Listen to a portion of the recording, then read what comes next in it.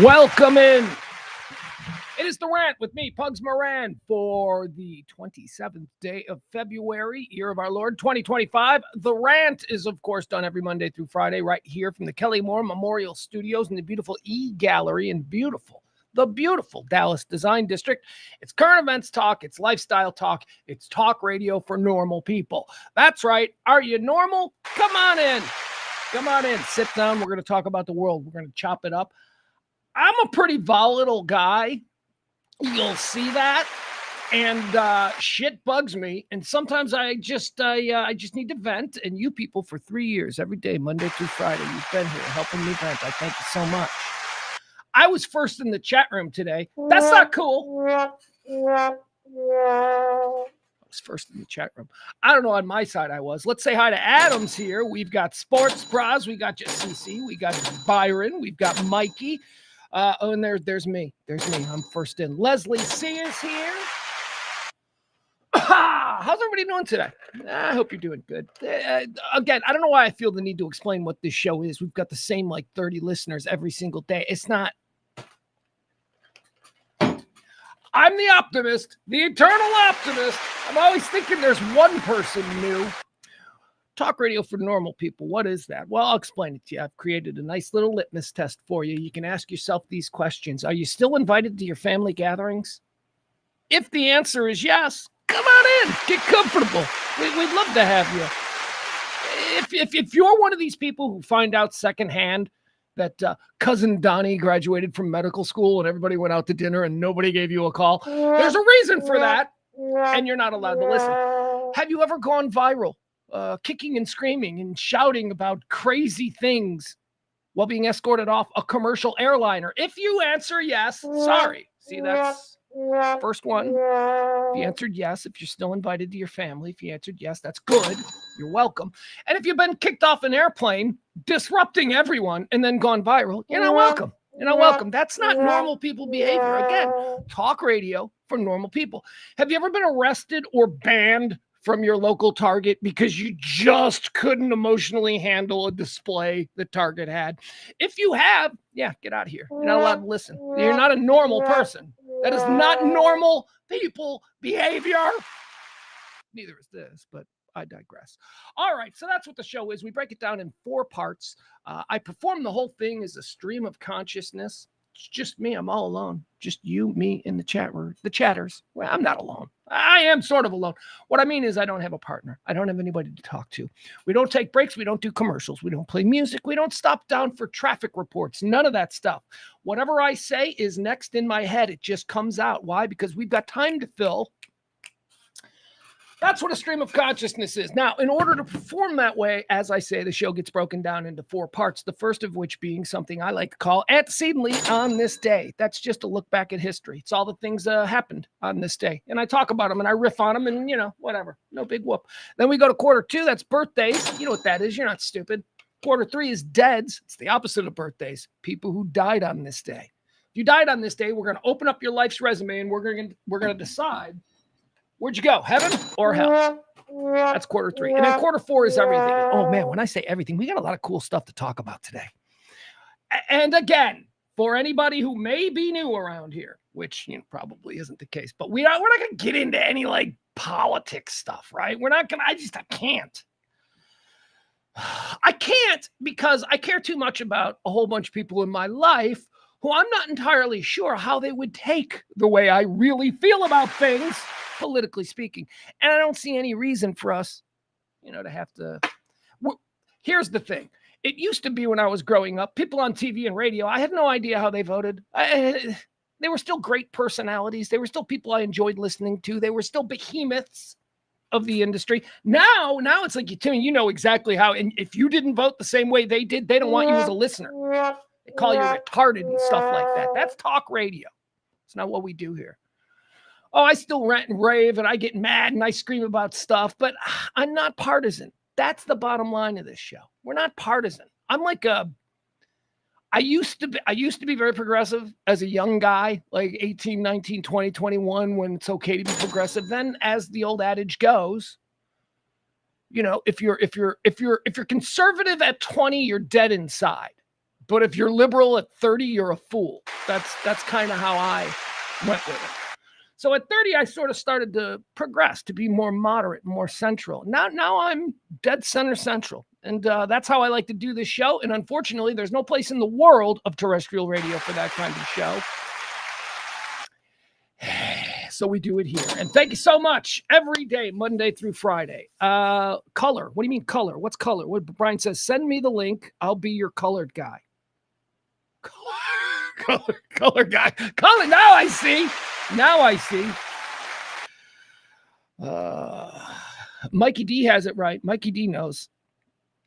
That's what this is. It's a question. It's all a matter of perspective, as is every emotional decision and choice that you make, because they are all choices. It's all a matter of, are we living the dream or are we living the nightmare? It's a matter of perspective. It is. I was thinking about this the other day. I'm living my true self dream. All right. That's how I would answer this question. I'm living my true self dream. This is what makes me happy. This is what makes living worth it. Doing this, right? If I had to do something else, I would be miserable. It would probably take 25 years off my life, all of that. So that's living the dream of my true self. Now, the reality of that is that I'm a pauper. I'm a goddamn, so that's kind of a nightmare. That's kind of a nightmare. I was thinking about this. The way I live, the way I exist, the way I go from meal to meal and month to month and Jesus, my health insurance is expiring at midnight. All of those things, the way I live. I was thinking about this last night. I should be a junkie. Why am I not a junkie? I have the same sort of life security of a fucking junkie, and yet I never had the good times. Because say what you will about being a junkie. I mean, yeah, the end result is not good, but there's a lot of good times in there. They wouldn't do it if there weren't. I'm not even a junkie. God, I should start doing drugs. Why not? Anyway, that's how I feel. So am I living the dream or am I living the nightmare? That's the question Mikey D asks. It's a matter of perspective, as is everything else that we react to. It's just a matter of perspective. All right. We do need to mention the show is something that runs on your gratuities tips. That's it, man. As soon as there's nobody left to help support this thing, then I know it's time to whatever, move on. But the show does work on your tips, and every day we like to award the big tipper of the previous day's show with the title of executive producer of, I don't know what I'm saying. You get what I'm saying? If you tip the biggest during today's show, you will be tomorrow's executive producer, the biggest tipper from yesterday's show. Hold on. Let me make sure we get this. Do we have this right? I did this yesterday. There we go. It's Peter is our executive producer. Peter again. Peter and Barney, man. That's it. Keeping this show. He's the big tipper yesterday. Thank you. He's also the only tipper. So it's always appreciated. I love Peter. Seriously. Between Peter, Barney, and Les. Here I go. I can't say the names. I'm not going to get into this thing where I start saying the names. You people know who you are. Thank you so much. Appreciate you there. Peter is your executive producer. If you want to be somebody who helps out, you can be executive producer tomorrow. All you got to do is hit this. There you go. The Venmo, the Cash App. I'll leave that up for a little while. What else do I have to talk about? A lot of stuff we got to talk about today. Fourth quarter, where we get into all the current events and stuff. We're going to talk about Gene Hackman, of course. That's the thing. Got a lot of hot takes on that. We're going to spend a little time on that. Got some cool stories, man. Some crazy things that people don't know about Gene Hackman. Gene Hackman is one of them dudes. I always talk about one of them dudes. Also, I like that he wasn't attractive. He was sexy, but not attractive. And that's again, he holds an interesting place in the history of Hollywood leading men. He's just, because he is a leading man who could also be a character actor. I don't know. Gene Hackman, we'll talk about him. There's some breaking news on what may have caused that terrible, terrible situation. 95 years old. We're going to talk about the measles and what is being said at a national level and what is being said by the hospitals here in Texas. So we're going to go, there's a little bit of a discrepancy of what people, so we're going to get into that. What's happening with the measles situation here in Texas. Man, it's Combine week. You know I like my sports talk, so we're going to get into a little bit of football talk. We're going to talk about the NFL Combine, but not the stupid shit. I don't give a crap about the underwear Olympics and who can lift what or who can jump high. There's some nonsense going on. We got a big fight between a couple of stupid NFL reporters, Twitter guys, NFL Twitter guys. You know what I'm talking about. You know, the Shefties, the Pelisseros, the Jordan Schultzes. So two of them got into a fight. We'll talk about that. We'll break that down. Also, I've got an interesting story that I found.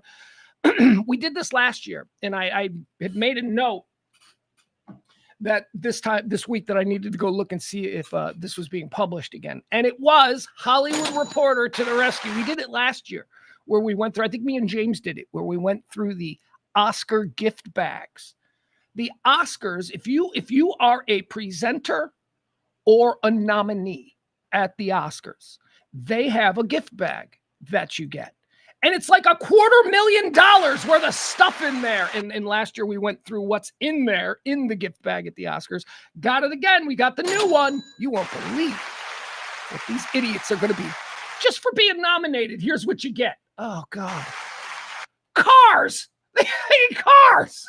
It's like something. What? One year they said, I was reading the article. We'll get to it when we do it. One year they gave 2 cars. There was 2 cars. They gave away an electric car and they gave away a smart car.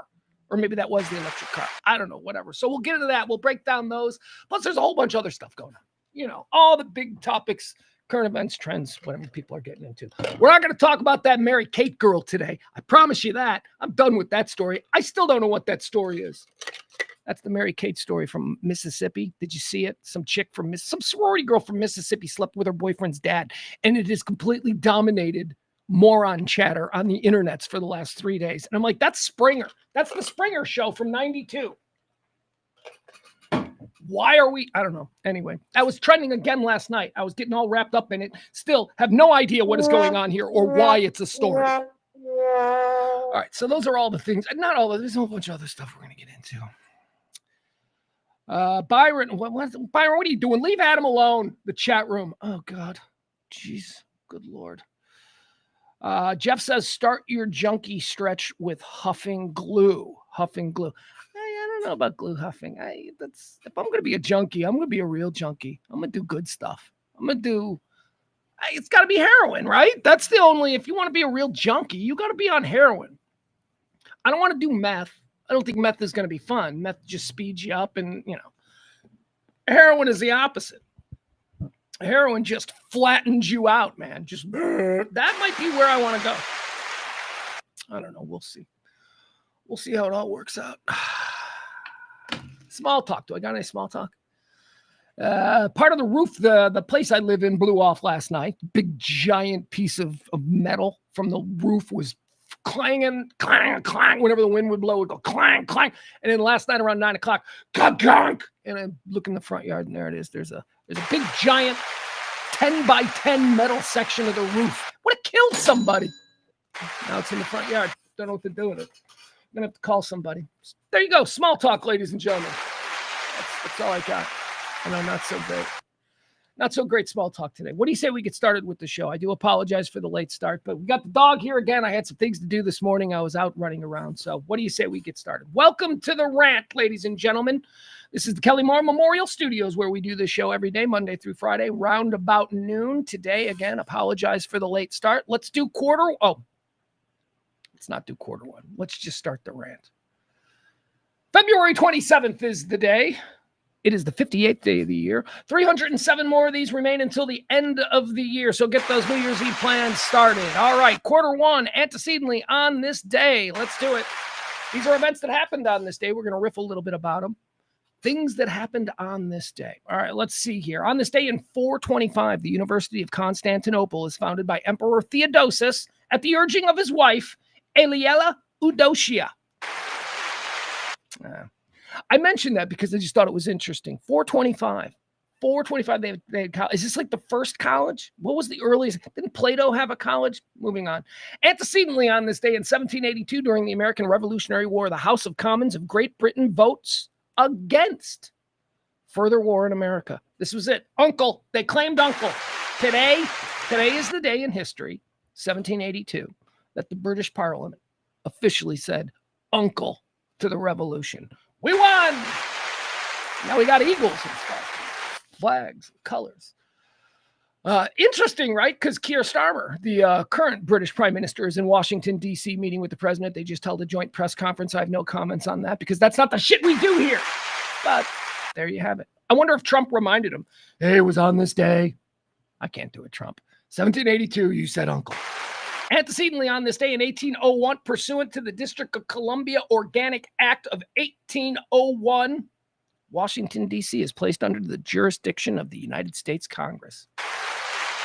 I don't even think, like, it was just a swamp. It was just a swamp. They said we could probably build something here. Like, wasn't 1801? We were still in New York. Like, our capital, the president lived in New York in 1801.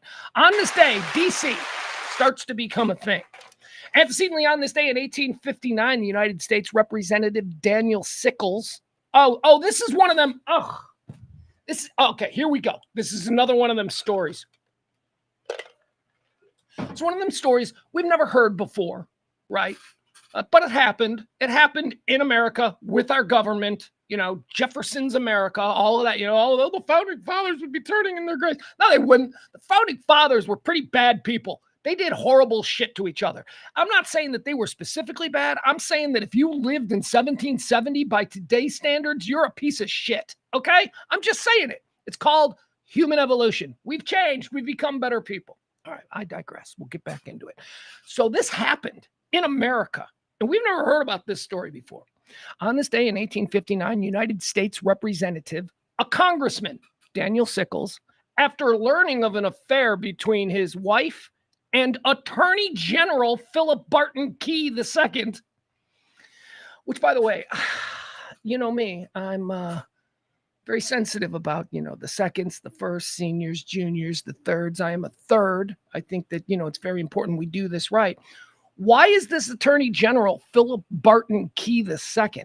He chose to go the second over junior, which I think seems a bit more formal, but I kind of like it. He murdered him. On this day in 1859, a congressman named Daniel Sickles killed the Attorney General Philip Barton because Philip Barton Key was banging the congressman's wife. That's America. That happened. A congressman murdered the Attorney General. So, when little shit happens, don't act like this has never happened in the United States Congress. Bad shit has gone down in the United States Congress. You don't even want to know. That was on this day, antecedently in the year 1859. On this day in 1951, the 22nd Amendment of the United States Constitution is enacted. What is it? Quick. You don't know. You don't know what the 22nd. Nope, no.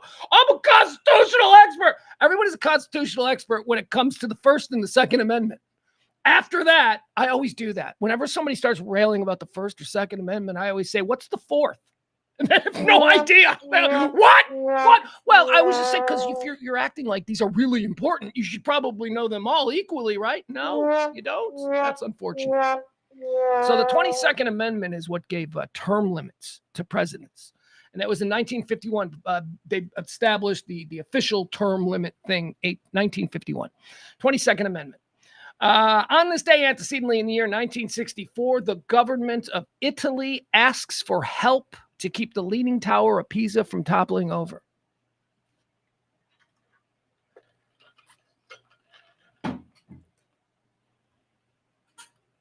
So, what's going on with that thing? What is the story behind the Leaning Tower of Pisa? I know it's really old. It doesn't matter how old. I guess it does. It's not like BC, right? No, of course not. No, they didn't have that kind of. It's probably from 1400s, 15, something like that. When is the leaning? I don't know. I could probably very easily Google that. But my point is this. It's been leaning like that for that long. If it's been leaning like that for that long, that's just how it is. And, has it been threatening to fall for 400 years?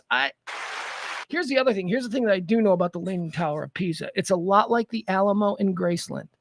The Alamo and Graceland are the two most disappointing things you're ever going to lay your eyes on. You're going to be like, really? This is it? Graceland looks like a house in a shitty neighborhood in Richardson.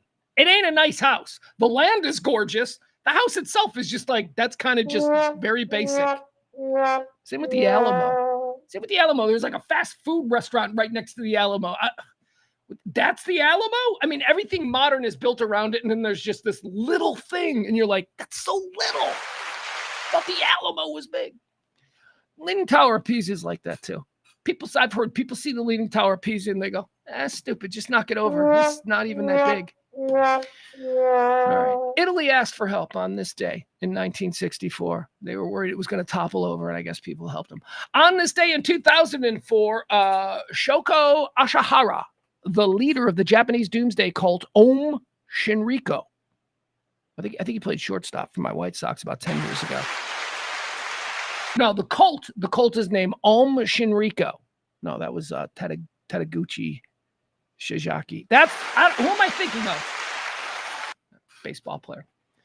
Let's reset. On this day in 2004, that Japanese death cult. Do you remember when they released the sarin gas in the Japanese subway lines? Yeah. That was really bad. The leader of that death cult, Shoko Asahara, is sentenced to death for masterminding it. How many people died in that? I think like 15, 16, 17, but there was also another one. They did another one in a small, not in Tokyo, in like a smaller city in Japan, like a couple of months earlier, that killed almost as many people. That's sarin gas, right? That's the stuff that they let loose in a subway and everybody dies. Yeah. All right, there you go. Anyway, that happened. I remember it happened. I don't really have much thoughts on it other than there we go with religion again, making people nutty buckets. Antecedently on this day in 2015, Russian politician Boris Nemtsov is assassinated in Moscow while out walking with his girlfriend. Remember this video? You can find it. You want to go look for it. He's walking across a bridge in the middle of Moscow, and just a car pulls up. Dudes jump out, gun him down, get back in the car, drive away. Hey! I mean, he's one of the most high-profile politicians in Moscow. I don't know what he's doing out walking the streets at night alone with his girlfriend, but hey, there you have it. That's your hero. That's your boy. That's Putin. That's the victim in this whole Ukraine-Russia thing. That's your guy. That's him. You're okay with that. Just, look, I'm not going to say anything. You're okay with that. You're okay with Putin. He's our friend. We should be friends with the serial killer next door. No, we shouldn't. There's a reason he's not our friend, okay? This whole idea that, well, what if we just made friends with him? I'm like, well, what if you had a fucking child molester living next door and it was really weird and because you knew they were a child molester and you decided that instead of having it be weird, you were just going to befriend them. Let's just be friends. No, there's a reason we're not friends, fuckers. For shit like this on this day in 2015, an opposition politician walking down a very public street in the middle of Moscow, a bridge, gets assassinated. Well, no, that's fine. Okay, let's bring it here then, dimwit. There you have it. That's going to do it. That's our antecedently on this day. Okay, I don't get, this isn't a Trump thing. This is a Putin is a fucking bad guy thing. This is the whole fucking world knows he's a bad guy. And we're suddenly like, well, what if we're friends with that bad guy? Well, what the fuck does that make us? We're supposed to stand for something. Eagles and cool paintings and lawn jockeys or whatever. All right, let's do birthdays. Here we go. Q2. These are the people who were born on this day. Celebrities, historical figures, notable quotables. We mention them. We talk about them a little bit and decide whether or not we want to wish them a happy birthday or just go tell them to kick rocks. Born on this day in 272. Again, I mentioned this. This is, again, I don't know why I mentioned it, but it's just so cool. This is a big one. This is a real big one. Born on this day in 272, Constantine the Great, Roman Emperor. Constantinople, right? Then they named Constantinople after him. He was a big one. Born on this day in 1891, the general, David Sarnoff. Now, you guys know who David Sarnoff is. Born on this day in 1891. He's known as the general. He was an American businessman. But what he was most known for is I'm not going to say that he's the most important. He's very important in American radio, television, media. David Sarnoff created GE, NBC Network, all of that stuff. Now, one of the things about David, there was David Sarnoff and William Paley back in the day. Those were the two titans. William Paley, CBS, the Tiffany Network, and David Sarnoff, the general from NBC. The Peacock Network. He was he was full of shit, David Sarnoff. I mean, obviously a very accomplished businessman and right place, right time and all that kind of stuff. But speaking of right place, right time, he is most famously known for something that he did not do. He did not do it, but he was made a general. The reason he's called the general is because in like the 1950s, after NBC became this big thing, people said, well, you're such a hero for what you did. We're going to name you a general. So they named him a general. So he called himself the general for the rest of his life. What did he do? Or more to the point, what did he not do? He is famously the guy who took the SOS distress call from the Titanic while manning a shortwave station in Newfoundland, Nova Scotia. So on the day that the Titanic hit the iceberg, they radioed, Mayday, Mayday, Mayday. And it was David Sarnoff, who would go on to found NBC and General Electric, who was the dedicated radio operator who, as he would have you believe, he spent 4 consecutive days and nights until all the information was out there. That's what David Sarnoff claimed his whole life. None of it's true.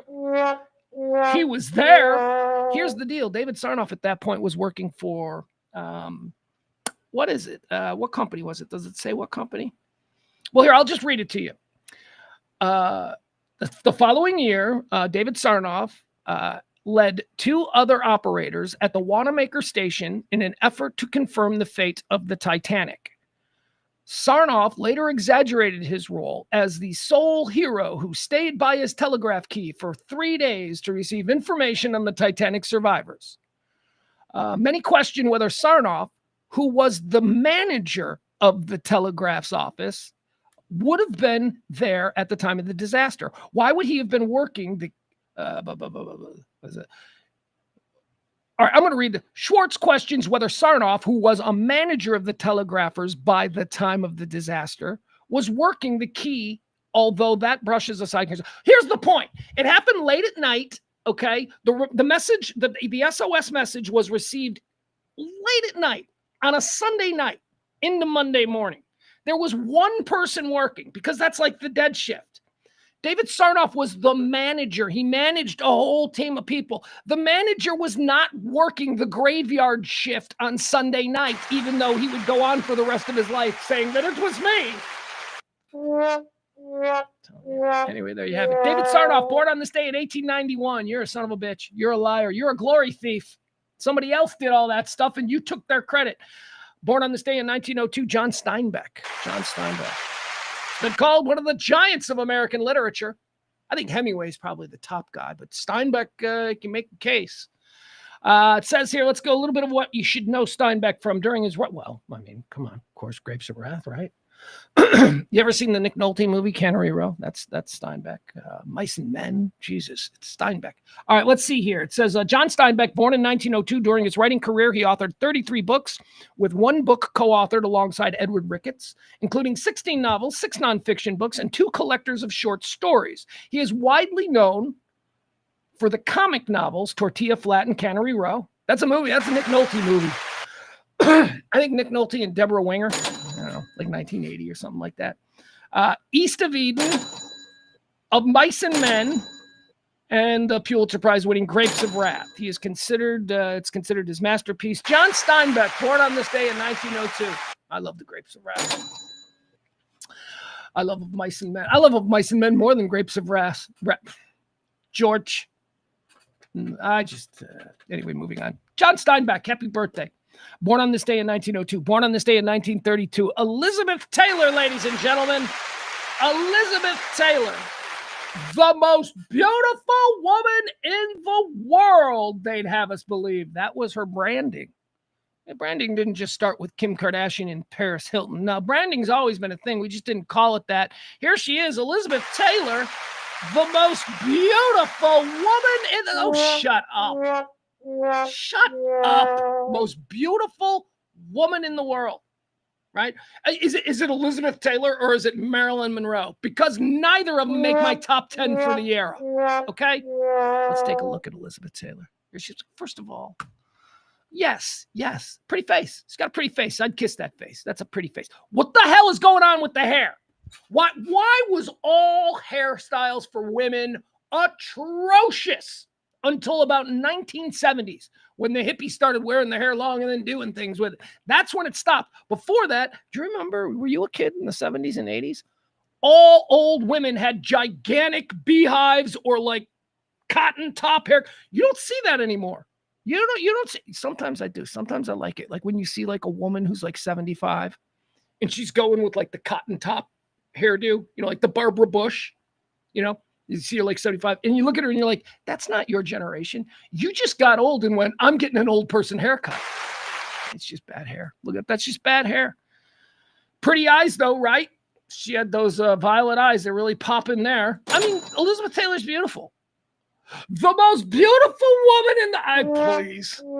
Okay, there she is. She let herself go. She, she got a little heavy as she got older, but that's okay. That's still a pretty woman.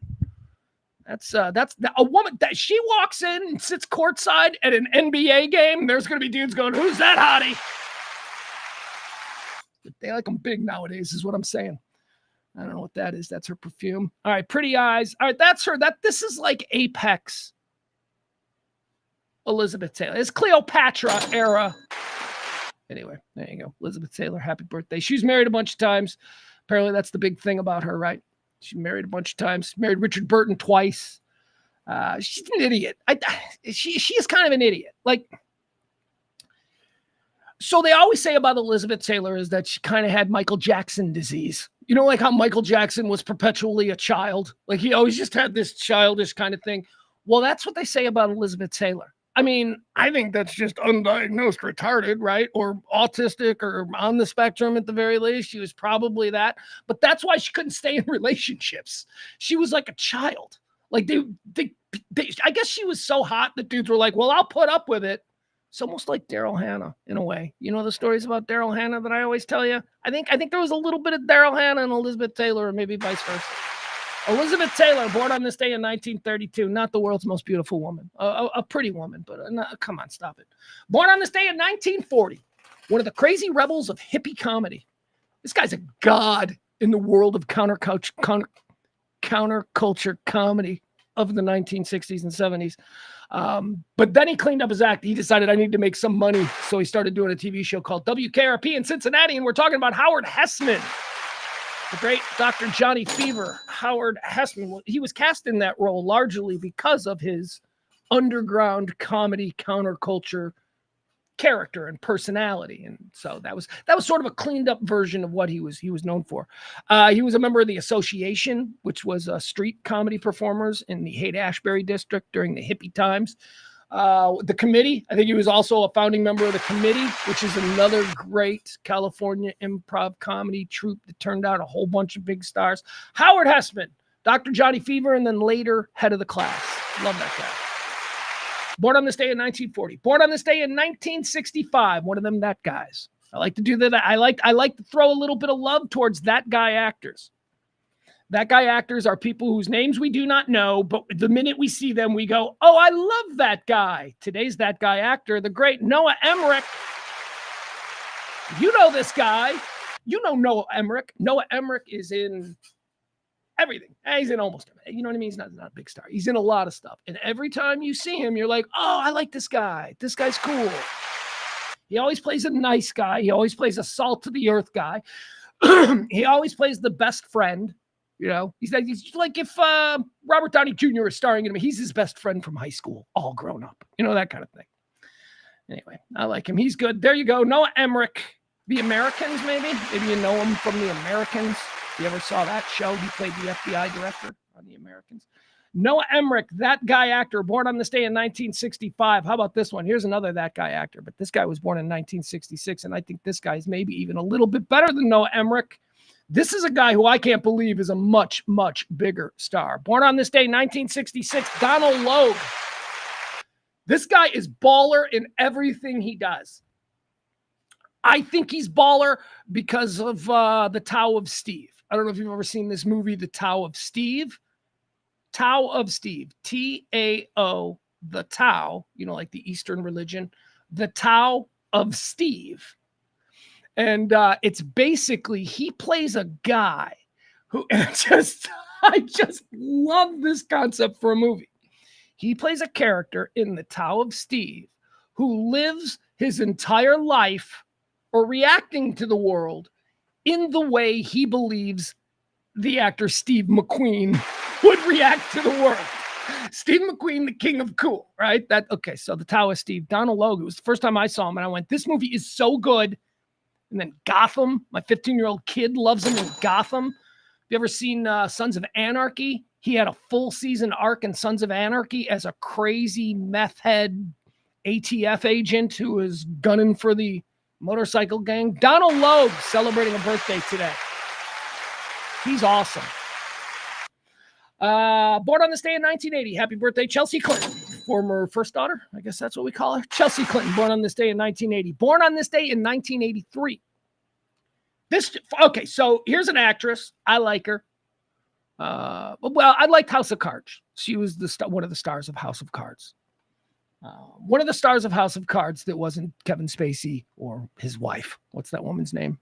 That beautiful blonde woman. Can't think of her name. It's happy birthday to actress Kate Mara. Kate Mara. She played Zoe. Remember Zoe, the reporter that had the affair and he threw her in front of the truck or the train? Sorry, don't mean to spoil season 1 of House of Cards, but excuse me. That's what went down there. So here's what's interesting about Kate Mara. Kate Mara's sister is Rooney Mara. You know, Rooney Mara from Girl with the Dragon Tattoo and all of that. These are two sisters. They're both actresses.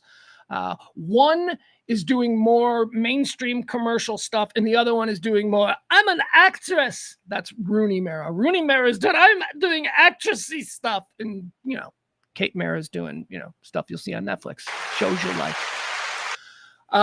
Not all that different than the Tilly sisters. I don't know if you remember the Tilly sisters from the 90s. You had Jennifer Tilly, who did all of these like sort of popcorn movies, and she was very popular doing that kind of thing. And then you had her sister, Meg Tilly, who was like winning Oscars with William Hurt doing like French film. I don't know. So that's what the Maras are. That's what Rooney Mara and Kate Mara are. Now, here I am. May as well show it to you. Just so you guys know who I'm talking about. Because I'm going to tell you some cool things about Kate Mara. There's a lot of cool stuff about her. Interesting fun facts. Robin Wright. Thank you, Adam. Adam saves me. Robin Wright is the gorgeous woman who played Claire. Claire? What was his name? What was the main character's name on House of Cards? I know Robin Wright played Claire. I don't know. Anyway, here's this is Kate Mara. All right. I mean, maybe you've seen her places. She's a fine little actress. Seems nice. You know, she's fun on talk shows and stuff. She's got a great personality. She's smart, and she's obviously, you know, she's good. That's her, Kate Mara. Again, her sister is Rooney Mara. Here's what's so crazy cool about her. But first of all, she's super rich. Super, super rich, as is most of Hollywood. Most of the actors and actresses you see in Hollywood come from daddies who own 50 car dealerships in Jacksonville, right? Or in the case of Kate Mara, something much more high profile. Kate Mara, her full name is Kate Rooney Mara, and her sister is Rooney Kate Mara. But Kate Rooney Mara, she is a Mara, the owners of the New York Giants. Her family owns the New York Giants. Her dad's family owns the New York Giants. And her mom is the daughter of Art Rooney, the owner of the Pittsburgh Steelers. Rooney Mara is named after the owners of the Pittsburgh Steelers and the Giants. And Kate Mara is named Kate Rooney Mara. How cool is that? I mean, you want to talk about a chick that probably knows football. And she does, by the way. She's very big into football, Kate Mara. Happy birthday to her. I like her. Zoe something or other from House of Cards. Born on this day in 1983. That's it. We're done. We're done with the birthdays. That's it. All right, let's move on to Dead's quarter 3. Let's do it. Adam says their dad or grandfather owns the Giants. Oh, yeah. What's I was saying? I think it's great-grandfather at this point. What? Founded. That's what she has that's so interesting. That's why she is like a definite NFL princess. Her grandfather, her paternal grandfather founded the New York Giants. Her maternal grandfather founded the Pittsburgh Steelers. NFL royalty. Kate Rooney Mara. Not to be confused with her sister, Rooney Kate Mara. Actually, I don't even know if that's true. I think I just heard that somewhere, that their names are interchangeable. All right, let's do it. Quarter 4 or quarter 3, right? These are the deads. These are people who've died. These are folks who passed away on this day. We decide now, based on what we know about their lives, short, long, whatever, where did they go? They go to heaven or they go to hell? By the way, we're not going to talk about Gene Hackman here because that's one of the weird things about that story. Nobody thinks he died today. Nobody thinks he died today. Nobody thinks he died yesterday. They're trying to figure out how long Gene Hackman has been dead. So that's coming, developing ... as they say. All right, let's get into the deads. Yesterday I told you we talked about Levi Strauss. Remember? And I said that he's probably the most successful fashion designer in the history of fashion design, Levi Strauss. And by the way, I know you think that's funny. What do you mean fashion design? No, that's what he considered himself. He considered himself a fashion designer. And I was like, what's it like being what kind of dude would be a fashion designer in 1820? You know, because that's around the time that Levi Strauss was, learning that rivets could hold jeans together better than anything else. That was the Levi thing. They had rivets. He's pretty much fashion design. I guess that might be pretty consistent. People who are interested in fashion. I don't know. My point is this. Levi Strauss was never married, never had any kids, was a fashion designer in the 1860s. Context clues being what they are here. I'm just saying that tracks.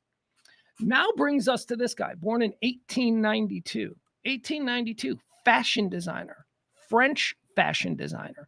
Today on this day, Louis Vuitton. Louis Vuitton was born.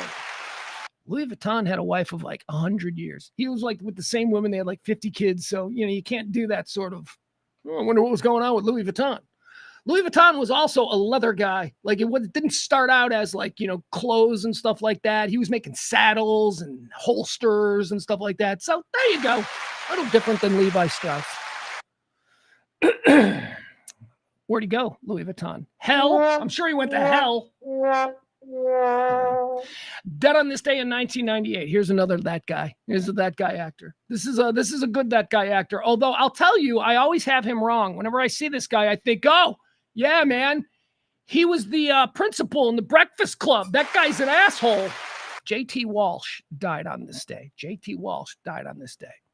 He is absolutely not the principal from the Breakfast Club, okay? But for some reason, every time I see him, I go, oh, yeah, I know that guy. He's the principal from the Breakfast Club. Does Barry Manilow know you robbed his closet? That guy, the guy that, okay, so here he is, J.T. Walsh. It turns out he wasn't in any John Hughes films. I guess I thought that he might make a great authority character in a John Hughes film because he's a dick. J.T. Walsh, look at this guy. You've seen probably all these movies. You've seen him before. He was always a guy who was taking no shit from anybody and was probably let's hurry it up. Come on, let's keep going. Let's go. Come on. He's kind of a red ass, right? Always kind of a red ass. Dropped dead at 54 of a heart attack. Really sad. J.T. Walsh. I'm putting him in heaven because I like him. He was a red ass. But his last movie was a really good one. Now, maybe it wasn't his last movie. It was the one where he played did you ever seen that movie? I very well may be conflating two movies here. But he played a trucker. He played like a killer trucker who was stalking people on the road. And there's a good chance those people that he was stalking in this movie were Kiefer Sutherland and Sandra Bullock, but I don't know that for sure. That might be another movie altogether. Anyway, I like J.T. Walsh. He was cool. Even though a red ass. Dead on this day in 1998, we're putting him in heaven. Preemptively going to heaven. Dead on this day in 2003, Mr. Rogers. Oh, is that one of your things? Is this one of your things that makes you interesting? People have a whole bunch of things that they flop out just to be interesting, because everybody's so uncomfortable being in casual conversation with strangers. Everybody's got some bullshit, some program nonsense that they're going to throw out. I always talk about the people who, like, around Christmas time at the Christmas party will go, my favorite Christmas movie is Die Hard. I'm interesting. Stop it. Stop it. Bullshit, dumb things people say. One of the dumb things that people always say is, do you know that Fred Rogers was an assassin in Vietnam? He ain't a good guy. He was actually brought up on war crimes. Have you ever heard that bullshit about Mr. Rogers? You're an idiot. Mr. Rogers is one of the perfect humans that has ever lived in this world. How dare you people? What are you trying to be interesting by dragging down a guy who walked the walk? Mr. Rogers was a good man. Look into him. Find out the shit that he did. Find out all the stuff that came out after he died about the multiple people who he was supporting. The people who worked. He had somebody who worked on his show for like the first 10 years. Like they hadn't even worked on the show after like 1980. But they got MS. And he took care of them for like 30 years. Everything. They had no insurance, no nothing. It was all just Fred Rogers. And there are schools. There are like these. He was a good man. Don't you dare ever say that bullshit about Fred Rogers not being everything we think he was. Because there are very few people in this world who we can think the best of and be comfortable that we're right on it. Fred Rogers is one of them. Fred Rogers, dead on this day in 2003, American minister, television host. Boom. Dead on this day in 2015. Here's another one. I don't know where we're going to put this guy. He always creeped. He's going to hell. All right, preemptively, we'll put him in hell. Personal reasons he's going to hell. He may not even deserve going to hell, but as a child, he freaked me out. This person who died in 2015 terrorized me as a child. At night when I would close my eyes and I'd be like, "Ooh, I wonder what the scary man under the bed looked like." The scary man under the bed always looked like Leonard Nimoy. Leonard Nimoy freaked me the hell out, man. First of all, it wasn't so much Spock, right? He's Spock from Star Trek. It wasn't so much Spock that freaked me out about Leonard Nimoy. Although, let's be honest, Leonard Nimoy was kind of a freaky looking dude. He was like tall and very sharp angles on his face. He was an odd looking guy. A unique looking guy, a non-traditional looking man. It wasn't that. It wasn't Spock. Although Spock was weird too. You know, I was never a Star Trek guy, but I wasn't enough of a Star Trek guy for the Spock portrayal to be the reason that he freaked me out. No, Leonard Nimoy freaked me out because he narrated and hosted a show called In Search of with Leonard Nimoy. And it was a syndicated show in the 1970s and 80s maybe. Came out on Saturdays in Chicago anyway, about 6:30 in the evening on Saturdays. And you tune in I wonder what we're going to be in search of today. And it was always the most freaky stuff, like in search of the Bermuda Triangle, in search of ghosts, in search of Bigfoot. It was always like these things. And I don't know, for some reason, maybe I was exposed to that stuff too young, but he became the epitome of scary. Leonard Nimoy. So you're going to hell. Spock, get down there. All right, there you go. That's going to do it. Those are the first 3 quarters of today's show. Byron says that's a lot. Oh, what happened? We got an ad. Hold on. I lost my cool eagle. The wrong remote here. Hold on. Oh, we're having a total breakdown here. No, I want my crazy flag. There we go. Give me my flag back. What we got here? Anybody interested in seeing? There we go. Boom. All right. Sanity is restored. How wonderful is that? Byron says he kidnapped and unalived Sandra Bullock. What movie is that? Did you say the movie?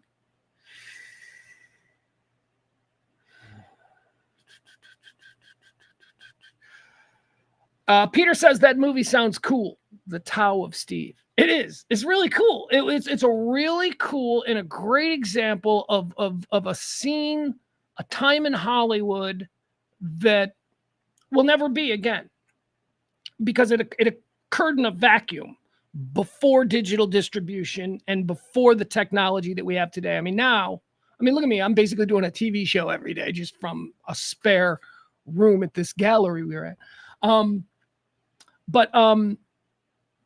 The era in Hollywood that I'm talking about is sort of the indie film revolution of the late 80s into probably the late 90s, the rise of the Quentin Tarantinos and that kind of thing.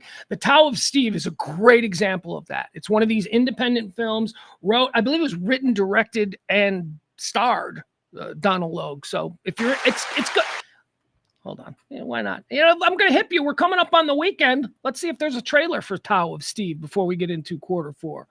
Tao of Steve. And it's a very young Donald Logue, too. Was it nominated for Best Picture? Oh, all right. Anyway. I know it was a big critical hit. I know that, like, at the time, because the only reason I went and saw it, I had to drive to the north side of Chicago and go to the Music Box Theater to see the Tao of Steve. Why? Because I'm a big fan of Steve McQueen, and so I thought this was an interesting concept. So, addiction can be a struggle. Trapped in a cycle of opioid use, withdrawal. Don't do opioids. They're gonna make us watch this commercial. All right, here we go. Tao of Steve promo. At my 10-year college reunion, I met this guy. Hey, Jax, do you know Six? Actually, no, we haven't met. He tried to pick up the bartender. A Long Island iced tea is like a course in world religions. Does this type of thing usually work on young philosophy students? Did it work on you? And my best friend. So have you become a Speaker of the House yet? No, actually, I'm a forensic anthropologist. Yeah. And finally, me. Couldn't resist my powerful, penetrating stare, could you? No, I wanted to tell you got a huge glove of guacamole on your shirt. Oh, look at me, okay? Technically, I shouldn't be getting laid, but I do. And do you know why, Dave? The Tao of Steve. We pursue that which retreats from us. He had a crackpot philosophy when it came to women. Oh, who's Steve? Steve is the prototypical cool American male. Steve McGarrett, Steve McQueen. He never tries to impress the women, but he always gets the girl. Then I appeared. Hey, Buddha said, passionlessness is the best virtue. And the Pillsbury Doughboy said, eat me when you're ready. Did he really? Sure wonder if your philosophy's... All right, there you go. We don't need to see the whole thing. It's called The Tao of Steve. It's out there. It's available if you're interested. Great dialogue. A really fun movie. I saw it at a time in my life where I was like, here's what it's about. It's about confidence. That's all. The whole movie is just about, he plays, Donald Logue in The Tao of Steve, plays a guy who, as he says, should not be getting laid. And yet he is just a single guy who women are throwing themselves at and no one can understand it. And he has to explain what this is all about, what I'm doing. I'm just, I am channeling Steve McQueen, the Tao of being Steve. Anyway, it's very good. Donald Logue, Tao of Steve. You can watch that if you're looking for something cool to watch. One more time, let's thank our executive producer. That is Peter on today's show. This show runs on your tips, your gratuities. Drop a little something in the Venmo, the Cash App. If you are the big tipper of the day, which, let's be honest, all you need to do is be the tipper of the day. And yeah, you'll probably be the executive producer tomorrow. There you go. Cash App, Venmo, drop it all in. All right. Let's get started with everything that's happening today. Quarter four is where we're at now. All right, we're going to start this out. We're going to do this every day. Pope Watch. He's still alive. Good for him. Rally and boot, Frankie. Rally and boot. Pope Frank, double pneumonia. Sitting up yesterday. If I'm being honest, I didn't look at it. I don't even know if there's any update today. This is probably the last day we'll be on Pope Watch.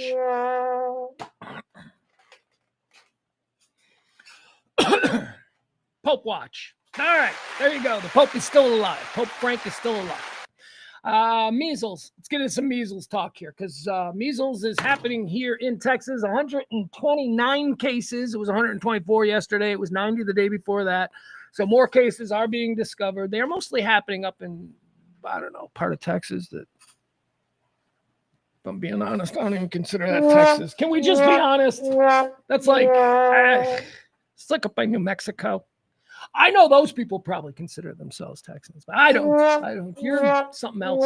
It's kind of like when people from northwestern Indiana try to claim they're from Chicago, and I know they technically are because they're they get Chicago TV and radio, and it's 20 minutes to downtown Chicago and all that. But you're not. You're Northwest Indiana. That's how I feel about people in that part of Texas, like right on the New Mexico border where all the weird shit goes on. Too much weird shit going on in that part of town, Texas. Too much weird stuff. That's where a bunch of cults are. Like a bunch of religious cults live up there because nobody wants to go there, so nobody bothers them. So that's where the measles outbreak is basically happening. Lubbock Hospital seems to be the big hospital that is handling these cases not because necessarily it's all happening out of Lubbock, but because, again, we're talking about very rural areas where hospitals maybe are not equipped to these more exotic kind of things. And yes, although it was very common for hundreds of years, the measles were, until just about a month ago, considered very exotic and not something that occurred in America anymore. There are cases from time to time. Every year there's a couple of cases of measles that pop up, individuals who, for whatever reason, they went somewhere, they brought it back, they got it, they're not.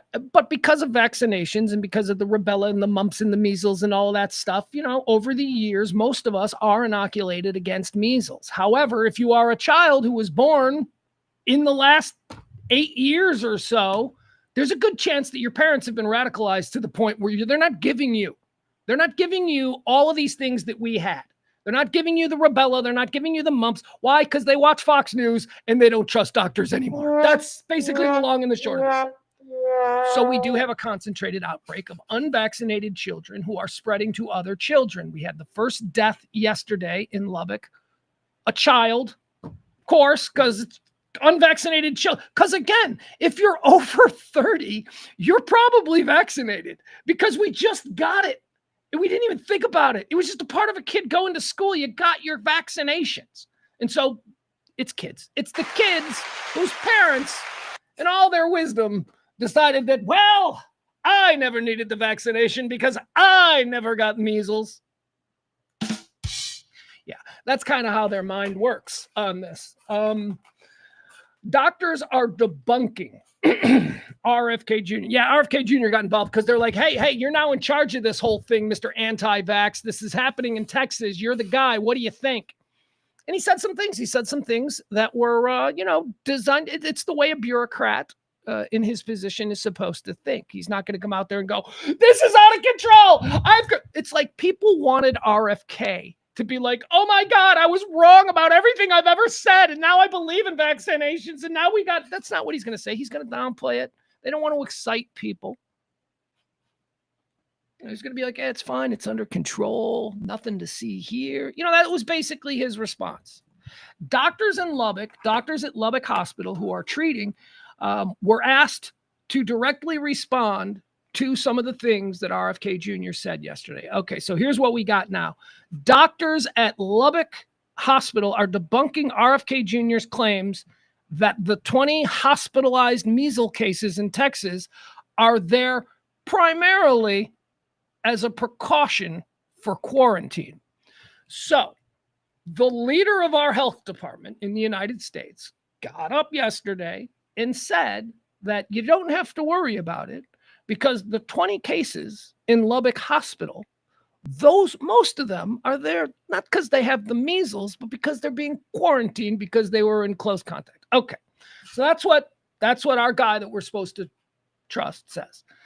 Doctors on the ground in Lubbock say the 20 kids hospitalized are all hospitalized because they are having trouble breathing and that they do not admit patients into the hospital to simply quarantine them.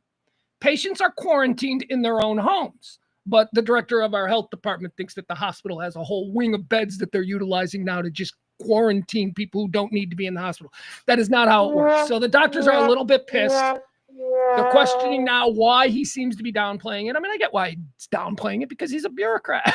He don't want to freak people out. We don't want panic. I don't know what kind of panic this is going to be. It's 129 cases in Texas and New Mexico.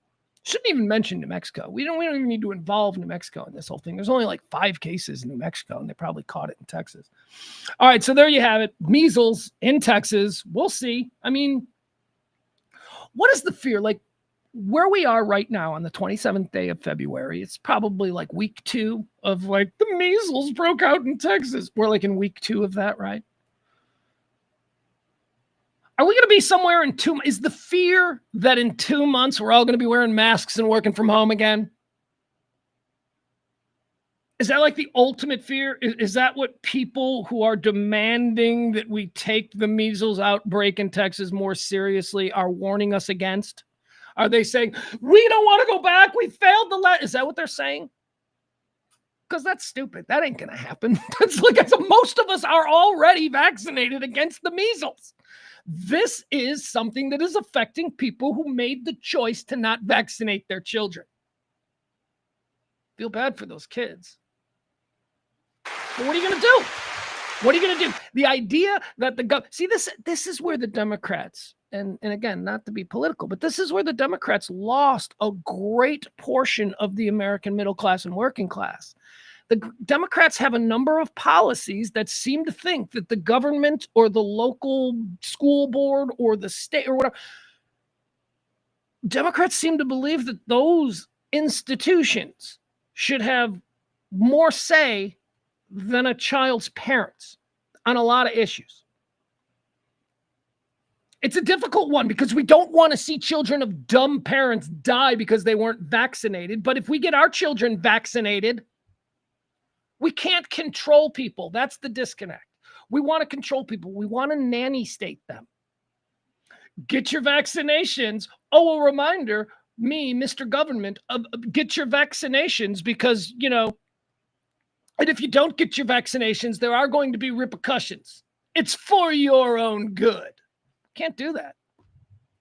If there's something out there and they come up with a vaccine and you want to take the vaccine, which I will, because I believe in science and I also believe in diseases. So I will take whatever. And if you don't, you don't. But that's the disconnect. There were so many people who just were repulsed by the general tone of the left wing of politics in America because they seem, and it's not just on vaccines, it's also on trans children care and all of these things. Stop nanny stating parents, man. A parent who would, probably have voted for Kamala may not have voted because of the position, the stupid position that in the case of trans, you have the situation where the schools don't have to notify the parents if the child is receiving some kind of therapy for, you know what I'm talking about. Not notify the parents. There was no reasonable person on the planet, Republican, Democrat, right or left, who has children, who is okay with that. So I don't know. If these people don't want to vaccinate their children against measles, we can't force them. The rest of us, however, can make sure our kids are safe and make sure that our kids don't catch whatever the hell their little miscreant kids are going to be passing around at the next Cub Scout meeting. Measles watch. Here's some more news. This is some news out of Dallas. This is, I want to thank my friend Radio Dallas there. Radio Dallas sent me this story. Neiman Marcus, we talked about this last week, the flagship Neiman Marcus store located there on Main Street in downtown Dallas. It's been there for like 500 years. All right, don't quote me. It's like 100 years, right? It's been there over 100 years. What the hell is happening with my black screen? Hold on. Did I turn the TV off? Neiman Marcus ain't going away. How's that? There you go. Okay. That'll do. Turns out Neiman Marcus isn't going away. Listen to this story. Listen how weird this story is. Neiman Marcus, the longtime flagship. I mean, look, I can tell you this. Living in Chicago, Neiman Marcus came to Chicago in the 1980s, and it was a big deal. And I can tell you it was a big deal, and it was what we thought Dallas represented. Dallas was, of course, the Dallas Cowboys, the Dallas Cowboy cheerleaders, the television show Dallas, JR, all of that. It was very exotic to people from other parts of the country. Television in Hollywood, they did a really good job of promoting this place as this sort of Shangri-La of 1980s. Neiman Marcus was representative of that. Neiman Marcus decided to go into their big national rollout in the 1980s at the height of Dallas is a cool place kind of era. And when it came, it was like, ooh, these fancy, wealthy people like the Ewings shop here. That was kind of the attitude in Chicago. Neiman Marcus flagship in downtown Dallas might not close after all. Thanks to a concerted effort by a number of Dallas leaders, the iconic downtown Neiman Marcus might remain open. So here's the story. This is about, they've been there for 117 years. There it is, 117 years. The rent on the flagship Neiman Marcus building is apparently going up. And Neiman Marcus, who was recently purchased for $2.65 billion from the Saks Fifth Avenue company, doesn't want to pay the rent increase. Okay, so that's essentially what's going on. Now, let me call a timeout here, and let me reiterate, Neiman Marcus has been there for 117 years. Neiman Marcus has been paying rent for 117 years. They never bought the fucking building? What? That is the most absurd thing that I've ever heard. Neiman Marcus, after 117 years in that building, doesn't own the building. Last week, shocking news broke that the historic Neiman Marcus flagship located in downtown Dallas would be closing after 117 years. An internal memo from Saks Global CEO Mark Metrick insisted that the decision to close the flagship store, along with the company's Dallas headquarters, wasn't based on financial performance or the acquisition, but instead a dispute within the building's landlord. It seemed unbelievable that a company of that size could be forced out due to a leasing dispute, and even more far-fetched that Neiman Marcus paid rent for 117 years. Oh, God. That's just bad business, right? I mean, isn't that bad business? Shouldn't they have in like 1940 purchased the building for like $1 million? Now it'd probably be worth like $100 million. I don't know how that works. According to an official statement released by the group, now known as the Dallas Consortium for the Downtown Neiman Marcus, the lease on that space was never more. Oh my God. Here's the other. So maybe this is why they didn't buy the building. Maybe they didn't buy the building. Do you know what Neiman Marcus was paying monthly in rent for that space? You know what we're talking about, right? That big, beautiful downtown Dallas building that takes up an entire city block on Main Street, right in the heart of Dallas. We've probably all been down there for the Christmas stuff. Neiman Marcus, downtown Dallas. The rent on that space that Neiman Marcus has been paying for 117 years is $400 a month. I mean, maybe that's why they didn't buy the building. I mean, I don't know. That's crazy good rent. 400. I guess it was locked in like 100 years ago or something. And now the new owners are like, nah, we're going to raise that rent and it's going to be what you should be paying to rent a building. So it probably went from $400 a month to something like, $200,000 a month, something like that. Cause that building is gigantic. Anyway, it seems like they're now negotiating and that there is a fix in the works. So not so quick on Neiman Marcus going out of downtown Dallas. All right, what else do we have here? What else is happening? I've like I said, I lived across the street from that place. I've never been in there. I was thinking about it the other day when we first talked about this. When I said I've never been in there. I think I have been in there. As a matter of fact, I know that I have because I remember cutting through, because sometimes you could cut through one side of that building and come out on the other street. When you live downtown, you look for ways to, not have to walk around outside. But man, I don't know who goes there. I don't know that place has never been busy. Like I said, I lived across the street from it. I could look out my window and see it. I was high up. I was looking down, but it was down there. I mean, I could look out my window and I could see it was never bustling. Like it's never like busy. Like Marshall Fields in Chicago on Michigan Avenue. That's like Grand Central Station. That corner's insane. There's like, I never saw that at Neiman Marcus. Neiman Marcus was very, I have thought from time to time, how does that place stay in business? Does anybody go there? It's an important part of Dallas history though. So looks like it's going to be saved, and that's a good thing. All right, let's do it. Gene Hackman. Let's talk about Gene Hackman. That's the big national story that we all woke up to this morning. I woke up to it this morning. I was like, what is this now? Oh, my God. Apparently it broke last night, middle of the night, about 3 o'clock in the morning Eastern time. Gene Hackman, we all know who Gene Hackman is. Gene Hackman is one of those guys I was like, I should pull up a picture. Everybody knows what Gene Hackman looks like.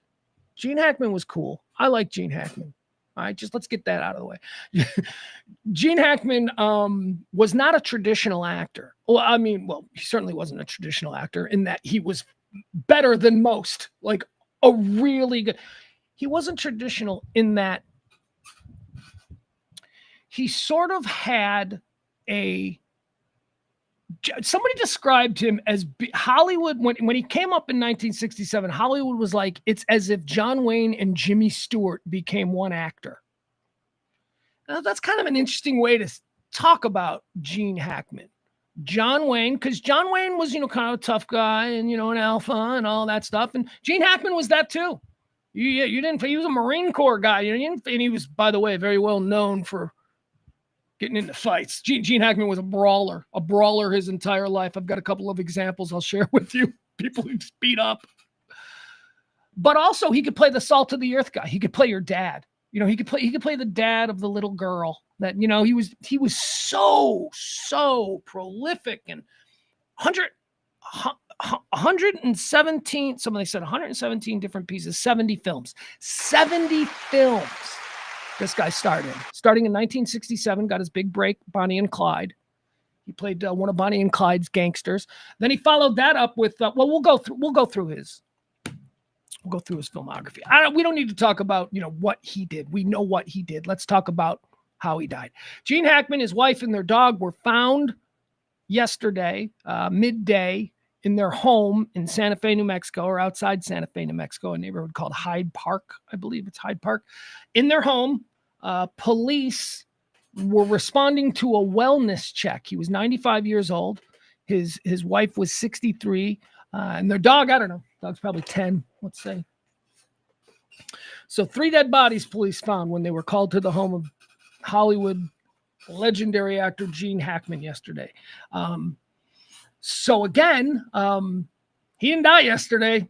You don't respond to a wellness check and find a body because people were like, well, I need to call the police. Why? Because I just called Gene Hackman and it went to voicemail. Let's call the police. I mean, there was a process. There were like days that went by where somebody was like, should we call? Should the police do a wellness check? I mean, my God, I have to imagine 3-4 days, right? 3-4 days. So the first thing that we think of when we hear this, a 95-year-old actor and his wife, 64 years old, and their dog. First thing we think of, or first thing that I thought of, I shouldn't put this on you, but the first thing I thought was, suicide pact. Oh, okay, he's 95 years old. She's 64. They've been together for like 50 years. They've been together for a long time. He met her. Yeah, this is pretty cool. So like 50-year-old, like in 1983 or something, whatever it was, I don't know, somewhere back in the 80s, like a 50-year-old Gene Hackman walks into a gym because he's like, I'm going to start working out. And the girl at the front desk is this 22-year-old classical pianist.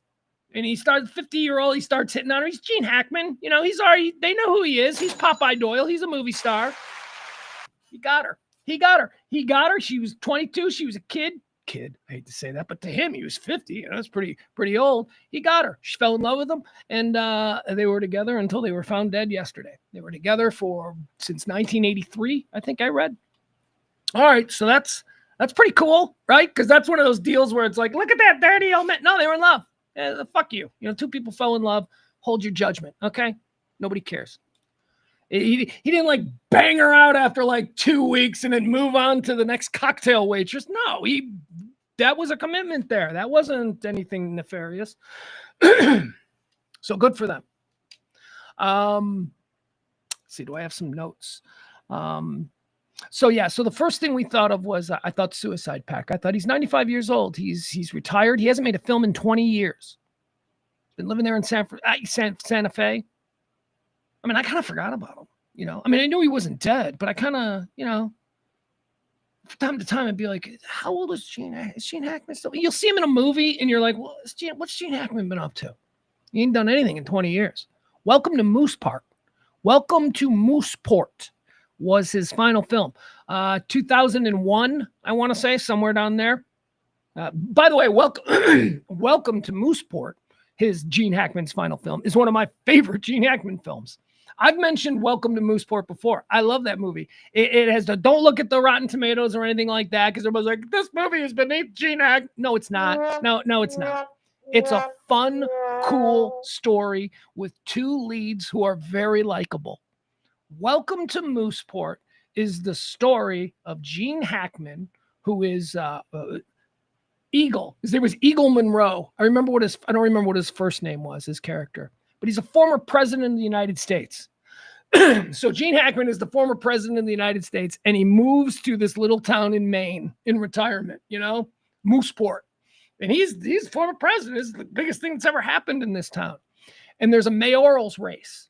And I won't spoil anything for you, but Ray Romano, who plays the local town hardware salesman, decides he wants to run for mayor. And then all of a sudden he realizes that the retired president or the former president of the United States also wants to be mayor. So now it's just like this mayoral's race between Ray Romano, who's just like a regular small town guy, and the machine that comes with the former president of the United States. Welcome to Mooseport. It's a fun movie. I like it. I thought it was funny. It's his last film. It's not looking like a suicide pact.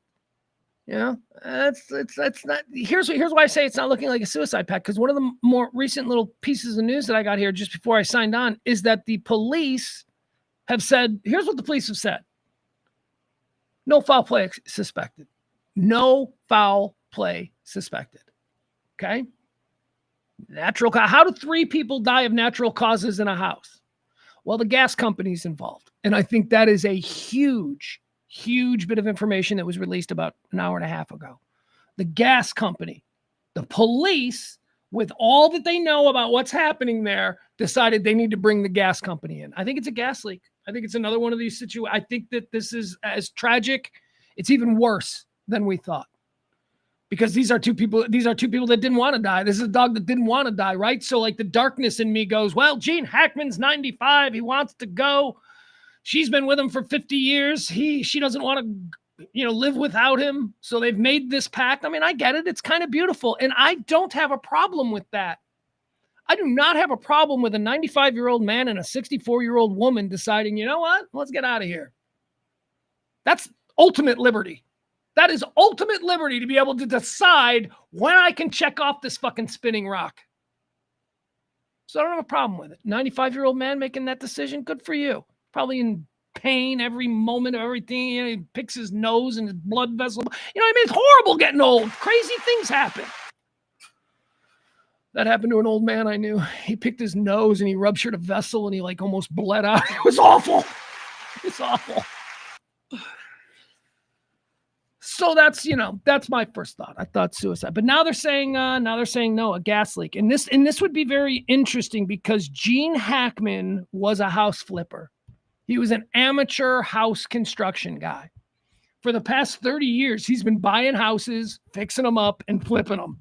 Before flipping was cool, Gene Hackman was fucking around flipping houses.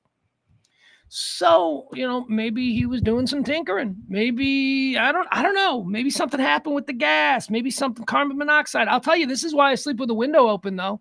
I'm not even kidding. I sleep with the window open almost every single night. Because if you're going to die of carbon monoxide poisoning, it's probably going to be while you're sleeping. And that's the other thing. Like, how were they found? Were they in their bed? I don't know. All right, let's talk a little bit about Gene Hackman. Gene Hackman was a badass of a dude.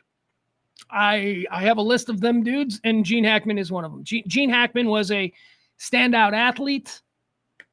Came from a shitty family, Like nowadays, if you're going to be a movie star, like I said, your dad owns 50 car dealerships outside Jacksonville. Yeah, that's how movie stars are born now. Daddy stakes them, and they go live in Hollywood in their 20s, and they just go on every audition, and who knows? Maybe they make it. That's why every celebrity you see now in Hollywood is like, well, every celebrity in Hollywood, when you click on their Wikipedia page and it starts talking about their parents also have Wikipedia pages. Yeah. Came from somebody important, obviously. Not Gene Hackman. Gene Hackman came from garbage people. Real garbage people. Gene Hackman's dad was an alcoholic who left the family at 13. The mom was an alcoholic who died in a house fire that started when she fell asleep smoking. He didn't have a close relationship to either one of them. He left home at 16 years old, faked his birth certificate, and joined the military at 16, just to get the hell away from those people. Apparently, they were awful.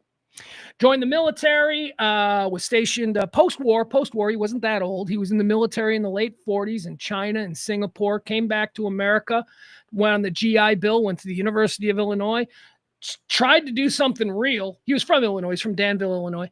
He tried to do something real, like get a real college degree, but then he went, you know what? I want to do like acting. I want to do that shit. So he drops out of the University of Illinois, moves out to Santa Monica, California, and joins the Santa Monica Playhouse, where it's just a collection of young, unknown people all dreaming of making it big. It is here that he meets his best friend of life. He was 26 years old. This other guy was 18 years old. These two people would be inseparable for the rest of their life. And it always drives me nuts. Drives me nuts how this happens, how two completely unknown people, how two randos, they become friends, and then suddenly they're both icons. That's certainly the case when Gene Hackman and Dustin Hoffman became best friends. Best friends. Let's see here. A couple of fun facts. Gene Hackman knew he wanted to be an actor from the age of 10, but some people seem to think that he was wasting his time. His classmates, Pasadena Playhouse. I think I said Santa Monica, the Pasadena Playhouse.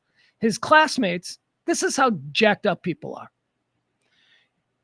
Gene Hackman's classmates at the Pasadena Playhouse in California, where Hackman studied acting in his mid-20s, cruelly voted him least likely to succeed. I would like to see the ballots of those big superstars who all determined that Gene Hackman was not one of them. Nah, none of them made it. Gene Hackman, they voted him least likely. You're the worst actor here. You're not good. Least likely to succeed. It was a tie, though. He tied the Pasadena Playhouse in California. They voted Gene Hackman the least likely to succeed, tied with his best friend Dustin Hoffman. Yeah, that's how these fucking idiots. I hope they were embarrassed. I hope by about 1975, these people were like, I did not see that coming for either of these two guys. Let's see what else. Oh, so more about him and Dustin Hoffman. Dustin Hoffman recalled that his dear friend once announced, I gotta go, and disappeared. Oh, yeah. Oh, this is Gene Hackman, the brawler. So Gene Hackman got in a lot of trouble in the Marines for fighting. He got in a lot of trouble. The reason that he left at 16, his home, was because he was a brawler. And and it's funny that he and Dustin Hoffman are friends, because this is not Dustin Hoffman. They're like, Dustin Hoffman is not a brawler. You wouldn't expect. Dustin Hoffman recalled his friend once announcing, I gotta go, and then disappearing off to a bar across the street because he just had to get into a fight right now. Like, what is that? That's wrong. There's something wrong with you. There is something wrong with a 28-year-old Gene Hackman who just needs to step out onto the street and punch somebody. Let's see here. It says he was still getting into fights in his 70s. Gene Hackman's last known fight was in his 70s. And by the way, when I say fight, I don't mean, no, you're a dick. No, you're a dick. No, I mean punches thrown. I mean people bloodied. It says here, we'll make sure this is the right one. Gene Hackman was still getting into fights into his 70s. In 2001, at 71 years old, Hackman started a fist fight with two men over a minor traffic accident in West Hollywood. Here's what Hackman told Entertainment Tonight at the time. Yeah, the guy just brushed against me, and so I popped him. He recalled. The guy brushed against me, and I popped him. He recalled. Then the other guy, he didn't like that so much, so he jumped on me, and then we had this ugly wrestling match on the ground. Around that time, the police came. I got a couple of good shots in, Hackman says. The guy had me, though, around the neck when the police showed up. That's the ugly part. When you're down on the ground and you're nearly 72 years old. That's who Gene Hackman was. Didn't take shit. Be like, very cool. Let's see. What else do we have here? Oh, we got some good pictures. Are these any pictures? What is this? This was a link that was sent. It says Gene and Dustin. Let's see if we got some pictures of Gene Hackman and his good buddy Dustin Hoffman. Look at that. Look, they're sitting courtside at a basketball game. Apparently that was one of the things that they did. They enjoyed going to basketball games together. There's Dustin Hoffman and the late, great Gene Hackman. There they are back in the 70s. Looks like they're attending some kind of party together with their lady friends. I mean, how cool is that? These are two dudes that slept on each other's floors when they were, didn't have a pot to piss in. And now look at them in tuxedos with hot women, and they're celebrated. Good for them. That's the dream. That's the movie. They made one movie together. Dustin Hoffman once said that we are both really difficult actors. The reason they only made one movie together is because Dustin Hoffman says we're both really difficult actors, and I don't believe that there is a director in the world who would sign up to work with both of us at the same time. So Gene Hackman said about why they didn't work together, even though they were best friends. He said it's because that's the work. We like each other for other reasons, which is a very cool kind of thing to say. Is like, that's the word. I don't want to go and compete with him. I don't want to work. I don't want to do that. He's the guy that I go to a basketball game with, and I bitch about all the people on the set too. He's my friend. Let's see if we get it. Runaway Jury was the one movie that Dustin Hoffman in. This one here. Now this is interesting too. This is a story that I've told a bunch of times, right? So here we have the three of them. It's not just Gene Hackman and Dustin Hoffman. It's actually three of them. It's Gene Hackman, Dustin Hoffman, and Robert Duvall. These three guys have been best friends for like 50 years. Now here's the origin story, and I've told this story before, and it's so cool. So Gene Hackman was 7 years older than Dustin Hoffman, so he was kind of like a big brother. Gene Hackman was already married, and he was living in New York City when they were attending the Actors Playhouse. It's another place to go learn how to act. Gene Hackman had a one-room place with his wife. Dustin Hoffman moved out to New York City to become an actor, and Gene Hackman and his wife said, "Dustin, you can sleep on our floor." So Dustin Hoffman slept on the floor of Gene Hackman and his wife in the early 1950s in New York City for 3 weeks before Gene Hackman's wife was like, he's got to go. This is one room. He can't be here forever. So there was an apartment that another actor told them about that they could take, but they needed 2 people. And Dustin Hoffman didn't have anybody else that needed an apartment. So he was thinking he was going to lose that place. So he put an ad in a newspaper pretending that he already had the apartment, just looking for a roommate, right? And then once the roommate stepped forward, he'd be like, okay, we don't actually have a place, but you and I will get a place this place together. Put an ad in a newspaper. The person who responded to the ad randomly, Dustin Hoffman seeking roommate. Didn't say that because he wasn't Dustin Hoffman at the time, but seeking roommate. The person who randomly responded was Robert Duvall. So now you got a young unknown Robert Duvall and a young unknown Dustin Hoffman sharing an apartment because Gene Hackman's wife didn't want Dustin. It's just such a crazy little. They didn't know each other. I got nobody famous from my past. Like there isn't like, yeah, I went to school with Elon Musk. I don't have any of that. Nobody, like, I always get jealous. I'm like, how did 3 people from your friend group become Academy Award winners? Robert Duvall, Gene Hackman, and Dustin Hoffman. All right, there you have it. What else do I want to say about, one of those, there's a couple other cool legendary friendships in Hollywood. The 2 that always pop to mind first is Mel Brooks and Carl Reiner. Like those 2 dudes, I think Carl Reiner's dead now, but those 2 dudes were like best friends for like 80 years. And then there's also like the famous bestie relationship between Bob Newhart and Don Rickles. Those guys lived next door to each other. Nobody really knew that. They bought houses next door to each other. They vacationed. They were best friends. That's cool. Same goes for Robert Duvall or Dustin Hoffman and Gene Hackman. More. Let me see what's the latest on Gene Hackman. Is there anything? Let's see here.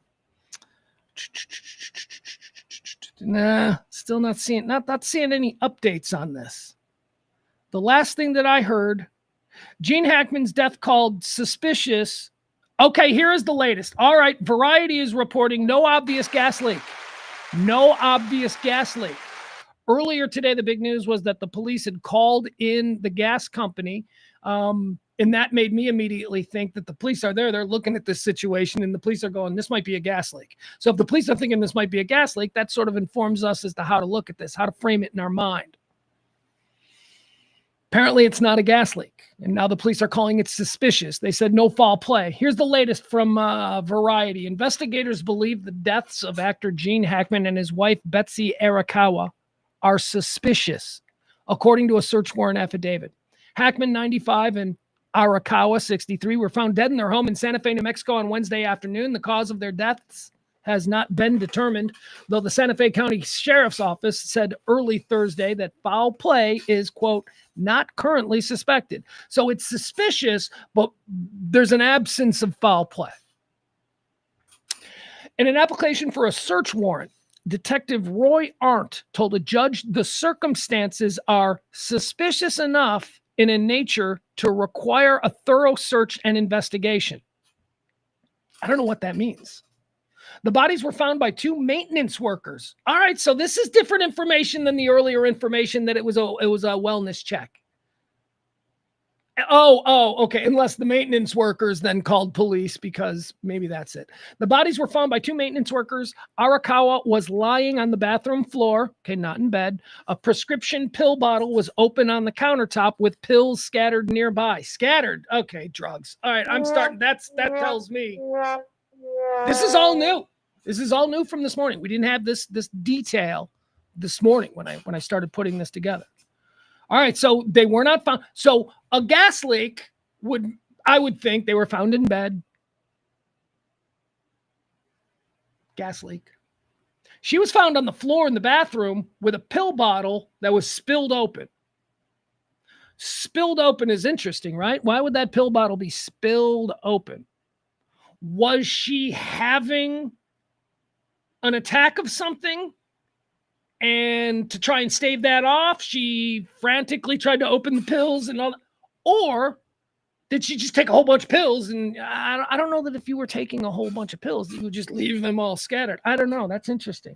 The bodies were found by two maintenance workers. Arakawa was lying on the bathroom floor. A prescription pill bottle was open on the countertop with pills scattered nearby. Hackman was discovered in the mud room adjacent to the kitchen with his sunglasses at his side.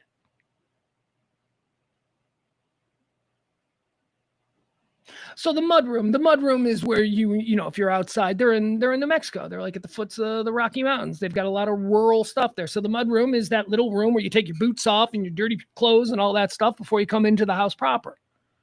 So he was found in the mud room. There's probably a washing machine in there, you know, that kind of stuff. He's in the mud room. He's found in the mud with sunglasses by his side. Fuck. See, this is all weird. She's dead in the bathroom on the floor with pills scattered. And he's in the mud room. Hackman was discovered in the mud room adjacent to the kitchen with his sunglasses at his side. It appeared to the detective that both had fallen to the ground. Collapsed. So the detective on the scene showed up and went, looks like they collapsed. Doesn't look like. Okay. A dead dog was also found in the bathroom closet near Arakawa's body. Two healthy dogs were also found on the property, one near Arakawa and another running loose outdoors. They had German Shepherds. They loved German Shepherds. Famously, So during the filming of the movie, The Recruits, remember the Keanu Reeves movie? Keanu Reeves and Gene Hackman. The Recruits or the Replacements. The Replacements. That's what it was. The Replacements. They were filming that movie about replacement players playing in the NFL, and Gene Hackman was the coach, and Keanu Reeves was the new replacement quarterback. And while filming that, two stray German Shepherds wandered onto the field while they were filming. Gene Hackman ended up adopting those two German Shepherds and named them Keanu, one for him, and Gene. Gene and Keanu is what those two dogs were named. Took them home, and he had German Shepherds ever since. So that's what I'm imagining what these dogs are, German Shepherds. It appears to a detective that both had fallen to the ground. A dead dog was also found in the bathroom closet near Arakawa's body. Two healthy dogs were also found on the property, one near Arakawa and the other running loose outdoors. The front door of the house was open, though there was no sign of forcible entry. The fire department and the gas company were called out to check for a natural gas leak, which could cause carbon monoxide poisoning. They did not detect anything, and there were no obvious signs of a gas leak. Okay, this is a this is odd. This is odd. This is not how a 95-year-old guy dies. You're like, well, he was 95. We don't have any questions, but this is. Affiant believes that the circumstances surrounding the death. This is more from the warrant request that the police have written up. The affiant believes that the circumstances surrounding the death of these two deceased individuals to be suspicious enough in nature to require a thorough search and investigation. It was not clear when Arakawa and Hackman had died. Arakawa's body showed obvious signs of death, body decomposition, bloating in her face, and mummification in both hands and feet. Hackman's body was similar and consistent with the female decedent. So, days. They've been gone for a while. So, okay. A space heater was found near Arakawa's head, and it appeared the heater could have fallen in the event the female. So it does. So the heater, I mean, aren't space heaters dangerous too? They don't give off a gas. That's just a fire risk, right? Detectives will look for phones and any video evidence as well as DNA and fingerprints. Though there was okay. So I don't know. We'll follow this. I'm sure there's going to be more information coming out about the death of Gene Hackman. Before we move on, though, before we stop talking about Gene Hackman, let's run through some of his movies, just so we're all certain of who we're talking about. We're talking about one of the all-timers. We're talking about one of the greats.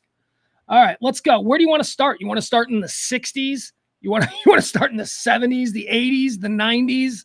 This dude crushed it in every generation. Again, more prolific than I think I ever realized. 70 films. Started out in the early 60s doing small parts, but then got his big break in 67 with Bonnie and Clyde. Bonnie and Clyde, he played Buck Barrow, Clyde's brother. I know Gene Hackman would, of course, go on to be a big star. And when I started, I think my first time I saw Bonnie and Clyde was probably in the mid-1980s. So Gene Hackman was already a big star, right? So it's like 1980s, I'm watching on cable, and then you see a young Gene Hackman, and you're like, I didn't know Gene Hackman was in Bonnie and Clyde. Pretty cool. Yeah, he's one of the stars. All right, Bonnie and Clyde. He was nominated for an Academy Award for Best Supporting Actor, 1967. All right, so then there's a couple of other movies you may not know. Downhill Racer in 69 is an incredibly cool movie. If you've never seen Downhill Racer. I Never Sang for My Father. He was also, once again, nominated for an Academy Award. All right, this dude is like, what, 20 years old? 30, 40, 50? No, 30. All right, he's 40 years old. He's been nominated for 2 Academy Awards already. Jeez Louise. Nominated for Bonnie and Clyde, and then nominated for I Never Sang for My Father. Then in 1971, forget about it, you guys, because that's the French Connection. He is now the biggest movie star going. Won the Academy Award for Best Actor. This dude's like 40 years old, 41 years old. And he's got 2 Oscar nominations already and an Oscar win for Best Lead Actor. That was the French Connection. Then in 72, the Poseidon Adventure. Oh my God, I love the Poseidon Adventure. He played the Reverend. He played the coolest guy. Remember his turtleneck? He's like, I'm like, that turtleneck's going to weigh him down if he's going to try and tread water. That turtleneck is Gene Hackman, the Poseidon Adventure.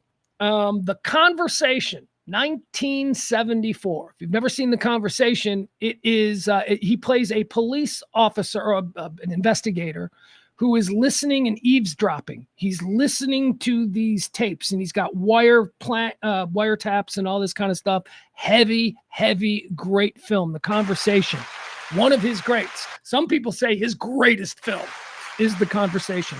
Then he decided, I've won an Oscar. I've been nominated for a couple. I know last year I did The Conversation, and everybody's like, that's one of the greatest films ever made. Yeah, I know. I'm Gene Hackman. You know what I'm going to do? I'm going to do a little day part in a Mel Brooks movie where I play a crazy person. Young Frankenstein, Harold the Blind Man. That's Gene Hackman. It's just like he just wanted to show that he could do comedy. And he could do comedy. He was Popeye Doyle of the French Connection. He was Bonnie and Clyde, and he wanted to show he could do comedy. So he did this completely off-the-rails thing in 1974, Mel Brooks, Young Frankenstein. He played Harold the Blind Man. French Connection 2, One more time for Popeye Doyle. French Connection 2 is really good. And then at that point, he just started making movies. He just started, cranking them out. Lucky Lady, Night Moves, Bite the Bullet, The Domino Principle, A Bridge Too Far, Marched or Die. And by the way, that's all 77. Those are the movies he made in 1977. 78, he made Superman, Lex Luthor. 80, Superman 2, Lex Luthor. And then the 80s were really good for him. The 80s, man. The 80s is where Gene Hackman really started cranking out one baller flick after another. All right, let's start it with Reds in 1981. Reds, nominated for like every Academy Award that year. Then he had Uncommon Valor. Did you guys, any of you Gen X dudes remember Uncommon Valor? That movie was awesome. What else did he have? Power. I always talk about the movie Power. Richard Gere. It was the first movie that I saw about how political campaigns are run and political strategists and all that. Power, so good. He was great in that. Bat 21, great in that. Split Decisions, great in that. Full Moon, Blue Water, great in that. Oh, here we go. How about Mississippi Burning, The Package, Postcards from the Edge, Narrow Margin, Class Action, Company Business, Unforgiven, and The Firm. There you go. That's 2 years worth of work from Gene Hackman. The Firm, Unforgiven, Postcards from the Edge, in The Package. He's not doing shit movies. He's doing really good movies, and he's cranking them out. That's what I mean when I say prolific. Now look, get Wyatt Earp, Quick and the Dead, Crimson Tide, Get Shorty, The Birdcage, Extreme Measures, Absolute Power, Enemy of the State, Under Suspicion, The Replacements, The Mexican, Heartbreakers, Heist, Behind Enemy Lines, The Royal Tenenbaums, Runaway Jury, and Welcome to Mooseport. There you go. Those are Gene Hackman. And by the way, I skipped over a whole bunch of shit I never heard of. Those are just the movies that were bona fide box office success Hollywood films. Gene Hackman, dead at the age of 95. We'll figure out more as details emerge. All right, there you go. Spent a lot of time on Gene Hackman today. But why not? He's a big movie star. It's what we do. Leslie's got some thoughts. She says, maybe the one dog died of starvation since they have been dead for a while.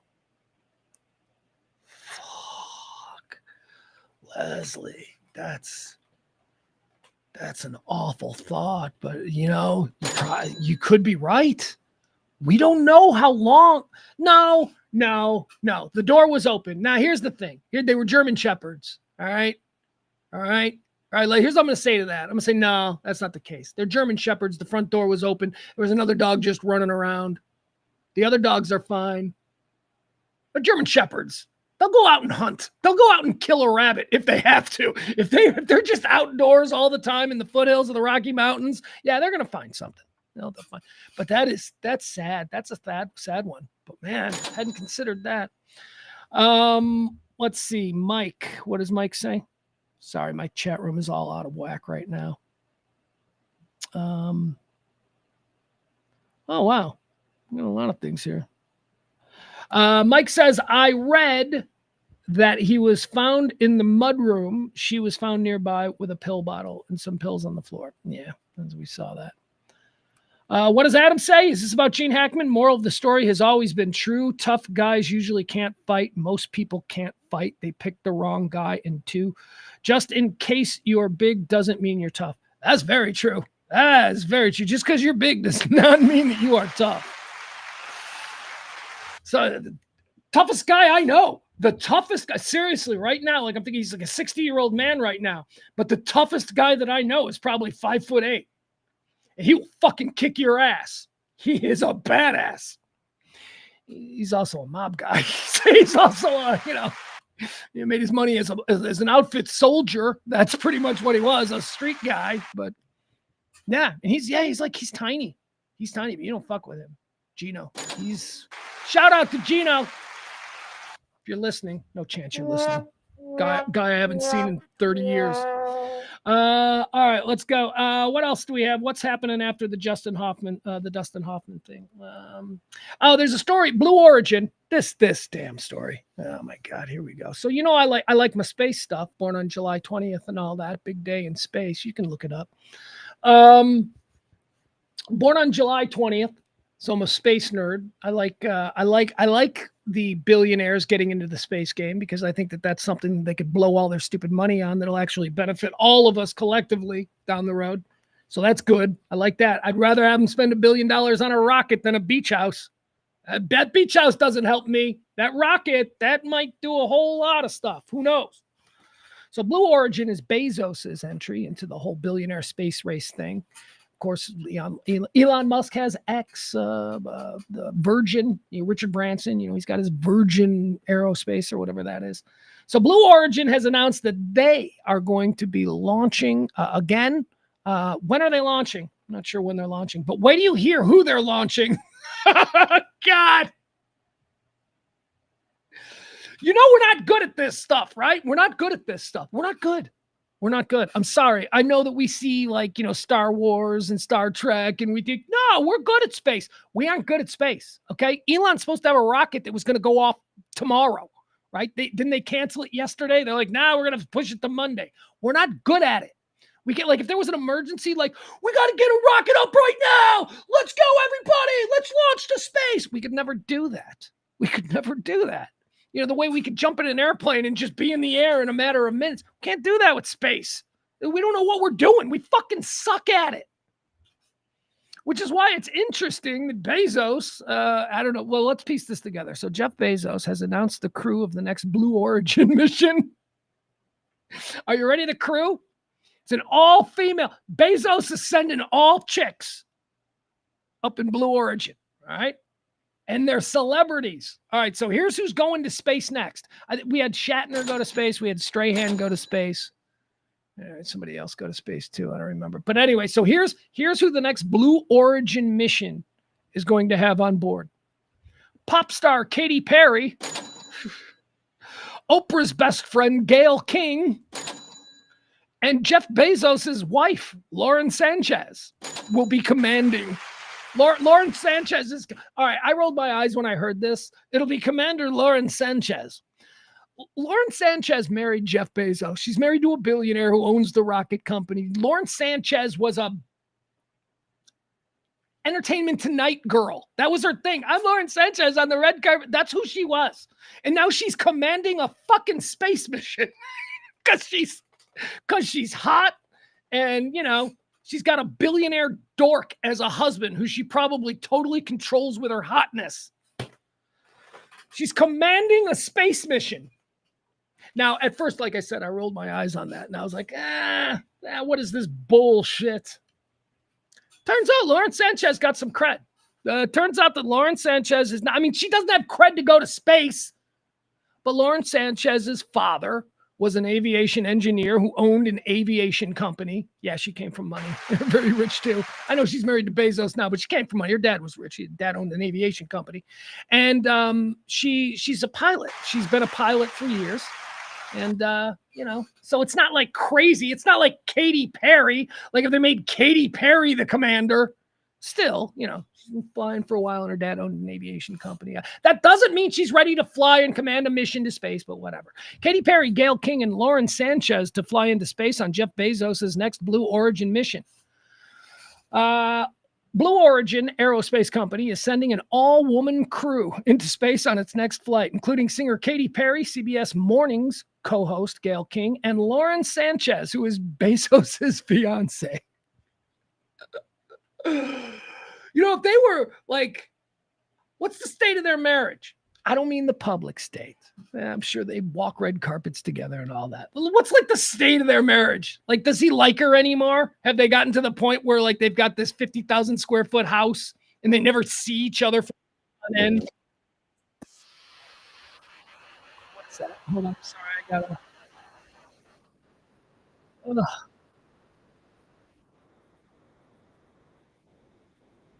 Hold on. I'm sorry. I just got a crazy intrusive pop-up ad that I don't know if you can hear it, but it's blasting in my headphones because a page I have open is apparently. So what's the state of his relationship with his wife, Lawrence? Oh, here you go. Here's the crew. Here, I'm going to show you. We got a picture of it. Here's the crew that Jeff Bezos is sending to space. Look at them. There they are. That's pop star Katy Perry on the left. That's Gail King in the middle. And that is Commander Lauren Sanchez. Are they getting along? Because they can't get divorced. Like Jeff Bezos just went through a divorce with that Mackenzie Bezos girl. Mackenzie Bezos, my favorite billionaire on the planet. Mackenzie took like half of it, and she should. I absolutely think that Mackenzie should have. She was there she was there sending shit out when the Amazon was operating out of her parents' garage. Okay. So yeah, so she's got a claim to whatever the hell she got out of Amazon. She was there the whole time. Point is this, Bezos don't want to give away half again. Okay. So I would just be concerned about what the state of the relationship is between Jeff Bezos before he sends his wife into space. Because let me tell you, a tragic space accident would certainly solve a lot of problems for Bezos if, in fact, he was having difficulties with his wife. You know what I mean?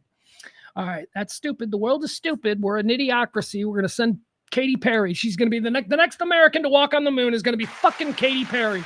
Watch. You'll see. That's how stupid this world is that we exist in.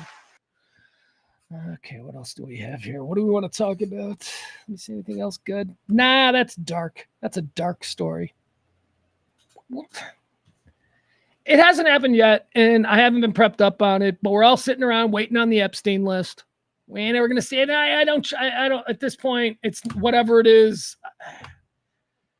I certainly don't think it's going to be complete. I don't think we'll see the complete Epstein. I think we'll see nothing. I don't think we'll see anything.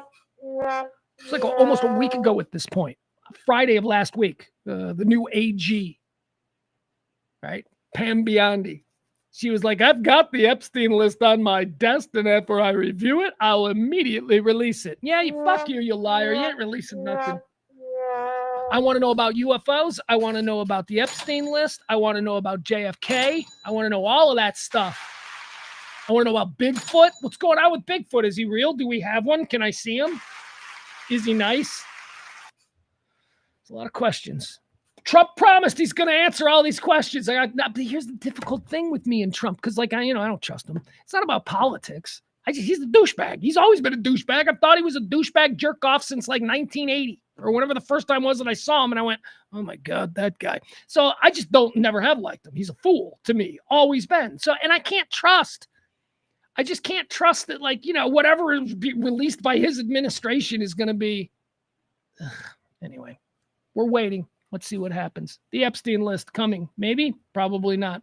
Gavin Newsom is apparently opening a channels to maybe get the Menendez brothers out of prison early. You remember the Menendez brothers? They were about to be released from prison about 3 or 4 months ago. Netflix put together a Menendez brothers television series, and people were like, oh, I like them and they're hot. They should be free. Because we're all idiots. So their prosecutor in Los Angeles, under pressure from everybody, was like, okay, we'll reopen the case. And he was thinking about releasing him, and then he lost re-election. And so the Menendez brothers were like, hey, I thought we were getting out. And they're like, yeah, that dude isn't calling shots anymore, so you're screwed. So now Gavin Newsom is getting into it. And he's saying that he's going to open up an investigation as to whether or not they should be released. And who knows, if you're one of these weird people who think that the Menendez brothers are innocent, they're not. I watched the series too. They're not. They're a couple of silver spoon little asshole kids. Killed their parents because daddy wouldn't give them enough money. If mom and dad were dead, we'd be rich. That was their whole thing. That's who they were. Little Beverly Hills awful rich kids. Menendez brothers. What else do we have? Oh, the iPhone was doing something funny. Did you guys see this story? Did you guys see? This is so weird. I mean, it's deliberate. Don't get me wrong. It's totally deliberate. I mean, I don't mean to state the obvious. I'm not trying to say that it's just an accident or it didn't happen. No, it's being done for real. Somebody at Apple is replacing the word racist with Trump. So apparently, if you ask your phone, if you say your phone, you hit voice, whatever, I want voice to text, is that what it's called? So you hit the voice to text on your Apple iPhone and you say Trump, it will autocorrect it to racist. So somebody's doing that. So somebody at Apple is probably fired because I'm sure that, that's, you can't do. Trump's on the phone with Tim Apple. That's what he called him. Remember Tim Cook, CEO of Apple? He called him Tim Apple. Trump's on the phone with Tim Apple, and he's like, you better fire that guy. So I don't know what this is about. I saw a bunch of people doing it online. They're like, racist. And then it shows up Trump, racist. And I thought, oh, this is just a stupid viral trick. This can't really be happening. Well, apparently it is really happening, and none other than CNN's lead dickhead in charge. I hate this guy so much. I can't tell you what a terrible, terrible member of the modern media Jake Tapper is. But here he is. He had a whole thing about it. Let's watch. A local nonprofit taking a bold step today to increase the amount of affordable housing here in Oklahoma City. Apple is working to fix what they're calling a bug that briefly changes the word racist to the word Trump when you use the voice to text feature. I'm not making this up. We tested it at the lead here and we saw it for ourselves. Watch and listen. Racist.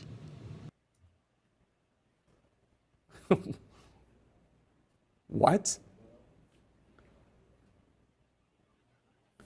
So this, after some notable ups and downs between President Trump and Apple over the past few days. Monday, Trump praised CEO Tim Cook for a new $500 billion investment. Then today, Trump lashed out at Apple's diversity, equity, and inclusion policy. CNN's Claire Duffy is worth us. Claire, I have to say, that is a very fishy glitch. All right, there you go. That's all we need to know. It's not a glitch. Somebody did it intentionally. There's somebody inside Apple, as I'm sure there's somebody inside every company in America who hates Trump. It's very divisive. It's like 50-50 in this country. It's a mandate. No, it's not. Shut up. You don't know what a mandate is. That is not a mandate. Anyway, point is this. You can say it is, and dumb people will go, I don't know that word, but I'm just going to say that's what it is. It's not a mandate. It was a very close election, okay? Half the people in this country still fucking hate this guy and think that we are heading down the tubes. So the very idea that this isn't somebody who just hates Trump doing something who works at Apple is insane. It's not a glitch. Apple's like, sorry, it's a glitch. We don't know how that. No, it's not a glitch. It's an individual. Find them and fire them. Pops, why are you saying they should be fired? Because they're fucking around at work. You can't do that at work. It's very funny. I will give them credit for it's very funny. That's fireable. You gotta be fired for that. You can't do that. On. What's the matter with you? Let's see here. What else do we have? Byron says that I saw that. Byron's like, there's breaking news on the Epstein list. So a couple of minutes ago, I just quickly checked a couple of. I don't see any breaking news on the Epstein thing. I don't know what. Let me. You know what? Before I make fun of where you get news, let me just check a couple of things. Let me just see a couple of things. Yeah. And what Drudge? Is that where it is? Like, is there like a link on Drudge that goes to some weird Daily Mail story? I might be wrong. All right. Yeah. All right. I'm looking at. I'm not even gonna say what my sources are because nobody. Look, trust me when I tell you, I'm very comfortable with the sources that I get information from, and I tell you all the times the ones that I'm not comfortable with. Like Jake Tapper over there at CNN. That guy's full of shit. I wouldn't. Where's the? Okay, so I'm not seeing an Epstein story. Let me go to a couple of news aggregators to see if there's any.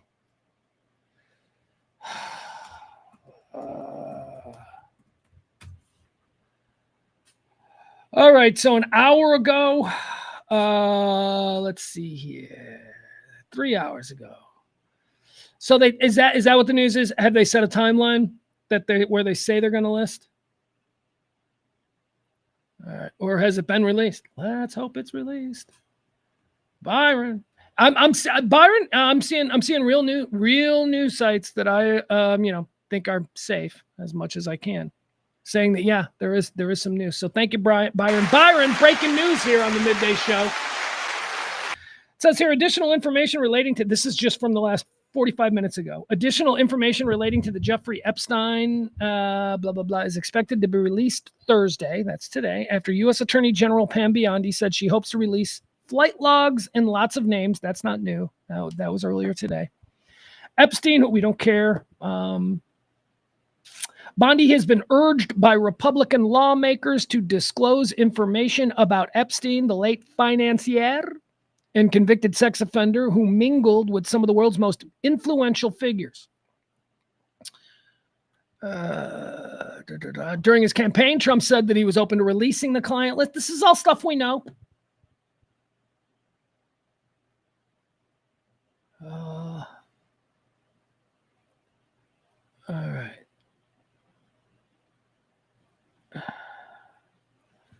Hold on. Well, I'm sorry. I'm going through. There's a list of names here, but I don't know if this. There you go. Okay, Byron. Okay, so it's the letter from the FBI. All right. I'm not up enough on this, on what's happening right now. I want the list. Look, if we're getting a list, let's get a list. Let's see all of these people, or at least the ones that are named. All right. I know that there's going to be a lot that won't be named because they're friends of somebody, but let's see the one. We'll go after the ones we get. And then we'll wait a couple of years and then we'll get the rest of them. We know what we're doing. We're fine. All right. So maybe that'll be a story for tomorrow. Hopefully. Or maybe I'll break in and just do a live. The Epstein list has been released. Like if that happens at like 4 or 5 or something, I'll do that. Let's see. What else do we have here? Okay, a couple of stories from the Combine. The NFL Combine is going on. By the way, the whole Oscar swag bag, we're going to do that tomorrow. We're running out of time here. We'll do the Oscar swag bag. We'll go through all of the cool ass items that are in this year's Oscar swag bag. And didn't mean to tease you with that. I know, I suck. But let's talk about the NFL Combine. So there are a couple of new things have been decided like this. How about this? The NFL is going to be benching the chain gang. They're going to be looking at, so we've all been talking about why do we need a chain gang to figure out if the ball has actually made it to the first down mark? Couldn't you just put a chip in the ball? Can't there be a chip on every down or on every line? Isn't there some way with lasers or math that in 2025 we can tell if somebody definitely did or definitely did not make the first down without having a bunch of old men in orange vests lugging around these giant medieval looking measuring devices? It's stupid and it's embarrassing. The NFL to bench the chain gang for electronic first down measurement system in 2025. The NFL is planning to modernize the first down measurement system in 2025. League football operations representatives said on Wednesday. Beginning in the 2025 season, the NFL will use Hawkeye virtual measurement for line to gain, and the Hawkeye system will serve as the primary method for measuring line to gain. The chain gang will still work the sidelines of NFL games and will be used as a backup to the measurement technology. Yeah, they'll be used as backup for the first season, and then they'll be gone altogether because they just don't want the first season to be an example of robots replacing humans. So we will have the chain gang getting paid to stand around and do nothing because of the optics. And then next year they'll be gone. Then they'll be gone next year because we'll all have moved on. In an era of technology and replay reviews, I'm fine with that too, by the way. Don't get me wrong. I mean, it's terrible. These people, they're not full-time professionals. Nobody's putting their kid through college, working the chain gang, for 5 home games a year, 10, whatever it is. I don't know, 8, something like that. But still, people losing their jobs. But I am for this because this is just like I'm all for the robot umps. I'm tired of bullshit like we saw in the Kansas City Buffalo game, the championship game, where it was an obvious first down. Josh Allen had obviously made the first down. One of the linesmen said that it was a first down. And then the guy who came, God damn it, keeps happening to me. I need my eagle back. Is that it? There it is. All right, more eagle. We got another hour of eagle. All right, there you go. Anyway, we're gonna measure it with lasers and stuff, so that we actually do know when somebody gets a first down. And in baseball, we actually do know if a ball was a strike or a ball. These are all good things. What else? So I want to go into this. But also, hold on. Yeah. All right. So I got 2 more things. I don't have much time. I don't want to rush through this one. All right, let's talk about the fight. So there was a big fight between a couple of NFL reporters. I don't know if we follow them. I do. I follow all of them on my Twitter and on my Blue Sky. Jordan Schultz of Fox, I think. Is that who Jordan Schultz, Fox Sports?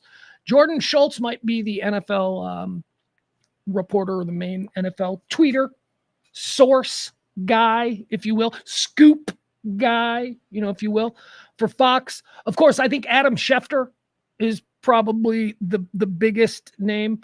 Tom Pelissero is another one that's really big. And then there's Ian Rappaport. Ian Rappaport is another very big NFL story breaker. Ian Rappaport works for the NFL. He works for NFL Media. I think that's his official, who he works for. So they're down there in Indianapolis at the Combine. I've been a few times to the Combine in Indianapolis. It's really cool. So they're staying at the Marriott. It's where all the media stays. And there's a Starbucks in the media or in the hotel there. Like most hotels have a Starbucks.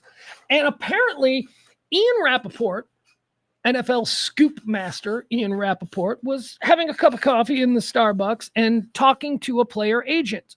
He was approached aggressively, everybody says, by Fox Sports football expert Jordan Schultz, who interrupted the conversation between Ian Rappaport and this agent and basically demanded, well, here, I don't have exactly what they said. I did before. I can't find it now.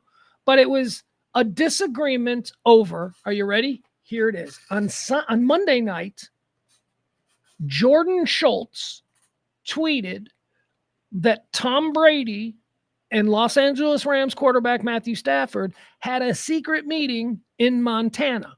Okay. Tom Brady, of course, now he's not majority owner, but he's one of the owners of the Las Vegas Raiders, and Matthew Stafford's future has been questioned. So this is a big scoop in NFL circles. What's this? Matthew Stafford of the Rams is meeting with the new owner of the Raiders, Tom Brady, in Montana. All right, so that's what Jordan Schultz from Fox NFL tweeted out on Sunday or Monday. Ian Rappaport countered to that. I don't know if he subtweeted or if he replied, but Ian Rappaport basically said that that's nonsense and that it's just a coincidence and that, you're just trying to clickbait, basically that kind of thing. So that's what it was over. It was two people who work the same industry, who compete with one another, jawing at each other online about whether or not a scoop that one of them put out there was legitimate or not. That's what it's about. Hurt feelings. So Jordan Schultz, who has been told by Ian Rappaport on Twitter that tweet is bullshit, Jordan Schultz approaches Ian Rappaport talking to the agent in the Starbucks. Now, here's what's so awesome about this story. This is like my favorite little weird bit about this story. Jordan Schultz's dad is Howard Schultz, the CEO of Starbucks. So this kid, Jordan Schultz, runs in and accosts this guy I guess Howard Schultz is no longer the CEO of Starbucks, but Howard Schultz is the man who built Starbucks. So Jordan Schultz, your NFL guy who you follow. Yeah, he's a little silver spoon rich bitch, probably an entitled little piece of crap. But it's just funny that this all went down at a Starbucks, and it's Jordan Schultz, the son of Howard Schultz. Most people who witnessed it said that Jordan Schultz was the aggressor and that Ian Rappaport was like, you're out of line and this is inappropriate. It got to the point where NFL security got involved. NFL security got involved, according to the NFL statement on the matter, because of the aggression involved. Nobody was hurt. No punches were thrown, but apparently it was public. It was two NFL people and it was aggressive. I don't know. What aggressive? I mean, look, this is all just fodder and gossip. These people, first of all, they hate each other. You guys know this, don't you? I don't know if that Tom Pelissero and Shefty, they ain't buddies. They fucking hate each other. They're constantly trying to badmouth one another. Same goes true for Ian Rappaport or Pelissero, any of these guys that you follow who make their money breaking NFL stories. You want to know how I know that they're not friends? Because they do nothing but badmouth each other to sources. That's how this works. You want to be the best friend with the guy that's going to tell you shit about what's going on in the executive suites with the New York Jets. So you're going to buddy up with that guy, and you're probably going to talk shit about all the other guys that are calling him every day going, what's really going on there? It's uber competitive, insanely competitive. These people despise one another. So I'm sure that Jordan Schultz was pretty fucking hot. How dare you? They're not friends. They're not friends. None of these people. Same with almost anything, man. Like radio people, this was never like Kelly and me, and it was never like, I'll give you another example. It was never like a guy like Mike Reiner. It was never someone like Kid Craddock. Like those are all people who work in radio who just do their own thing and aren't worried about other people. But everybody else, the rank and file, if you work at one station, you fucking hate the guy who was on at the same time on the other station. It's just natural. So anyway, there you go. That's coming out of the NFL Combine. Jordan Schultz of Fox NFL and Ian Rappaport of NFL Media got into a dust-up at Jordan Schultz's daddy's Starbucks. The other big story that I wanted to talk about coming out of the Combine, and this didn't come out of the Combine. Hold on, I can't find it. I got to make sure I find this. We'll spend a little bit of time on this, and then we'll wrap it up for the day. Because this is the thing that I was, as soon as I saw it yesterday, we're doing the show, and I see a little news blurb, and I'm like, oh, that's been released. So I'm doing the show. I got like 10 minutes left of the show, and I can't wait to like end the show and then just dig into this. Because it was yesterday that the National Football League's Players Association put out their national team report cards. Now, I don't know if you know what this is or not, but it's the NFL Players Association is the union that represents everybody who plays in the NFL. And every year they put out a survey among all of the players everywhere, and they ask certain questions about teams, how they're perceived, what is the food like, are the owners nice or are they assholes? You know, it's all kinds of, it's very comprehensive and it's a big deep dive. And every year the Players Association on the eve of the Combine release report cards, NFL report cards, team report cards. Here, let me show you. So there's a lot of material here to dig into, but here, I'll show you what it looks like. So here's basically what it looks like. All right, here's this is the front door. I mean, you click on these things and you get all kinds of crazy data and all. All right, so here's what it looks like. Right? This is what the report card. So if you're thinking of it like a school report card, these are all your classes. Treatment of families. Well, treatment of families is like history. Food, dining area. It's like math, you know? Okay, so these are the grades. All right, I just want to show you some of these grades. First one out of the box, because it's done alphabetically. This was very nice of them to be able to do this like this. It's done alphabetically. So the first team that's mentioned is the Arizona Cardinals. I'm pretty sure the Arizona Cardinals got the worst grades in the NFL. And this is pretty bad. So just to sort of set the bar on what the floor is, the Arizona Cardinals got a D+ for treatment of families. They got a D- for the food. The food must suck because I've eaten in an NFL dining hall. I remember when Kelly and I, when we went to San Antonio for Cowboys training camp, we got to eat with the team in the little like the food was amazing. It was like the best buffet every time. So the food must be bad. Arizona got a D- for food. Then you got things like nutritionist and dietitian. They got a B for that. Locker room, F-. The Arizona Cardinals got an F- for their locker room. Now that's a real important thing to players. The locker room is what seals the deal in a lot of cases. And how bad is the Arizona Cardinals locker room? Isn't that a new stadium? They're not like changing under the bleachers at the old vet in Philadelphia. I mean, this is like a relatively new stadium. And I thought it was one of those showcase stadiums in Arizona. An F- for the locker room. The weight room, also very important to players, an F. Holy shit, the Arizona Cardinals are absolute garbage. Now we get to the second team, the Atlanta Falcons. Look at this. A+, B, A-, A+. If you're a free agent, you want to go to the Atlanta Falcons. Treatment of families. The Atlanta Falcons received an A. So that I'm going to show you the ones that I think are important. I think treatment of families is really important because ultimately, let's word that a different way. What that is are the owners assholes? Do the owners care about us? Are we family, or are these just, money grubbing pricks with their little hobby, right? So that's how I would reword treatment of families. Arizona gets a D+, the Atlanta Falcons get an A. Also, I think weight room and food, I think those are the three most important. I think if you're a player, like a free agent, trying to figure out which team is best for you, you're going to want to know how the owners treat their players. Are they cool or are they assholes? You're going to want to know what's the food like. Is it good food? Am I going to like it? And you're going to want to know what the weight room is in the locker room. Those it. Weight room, locker room, food. Are they cool? All right, now let's run through just a couple of these. Just we'll get to our Cowboys, right? Buffalo Bills, B+, B-, B-, B, B, C, and an A for their weight room. That's pretty good. Buffalo Bills.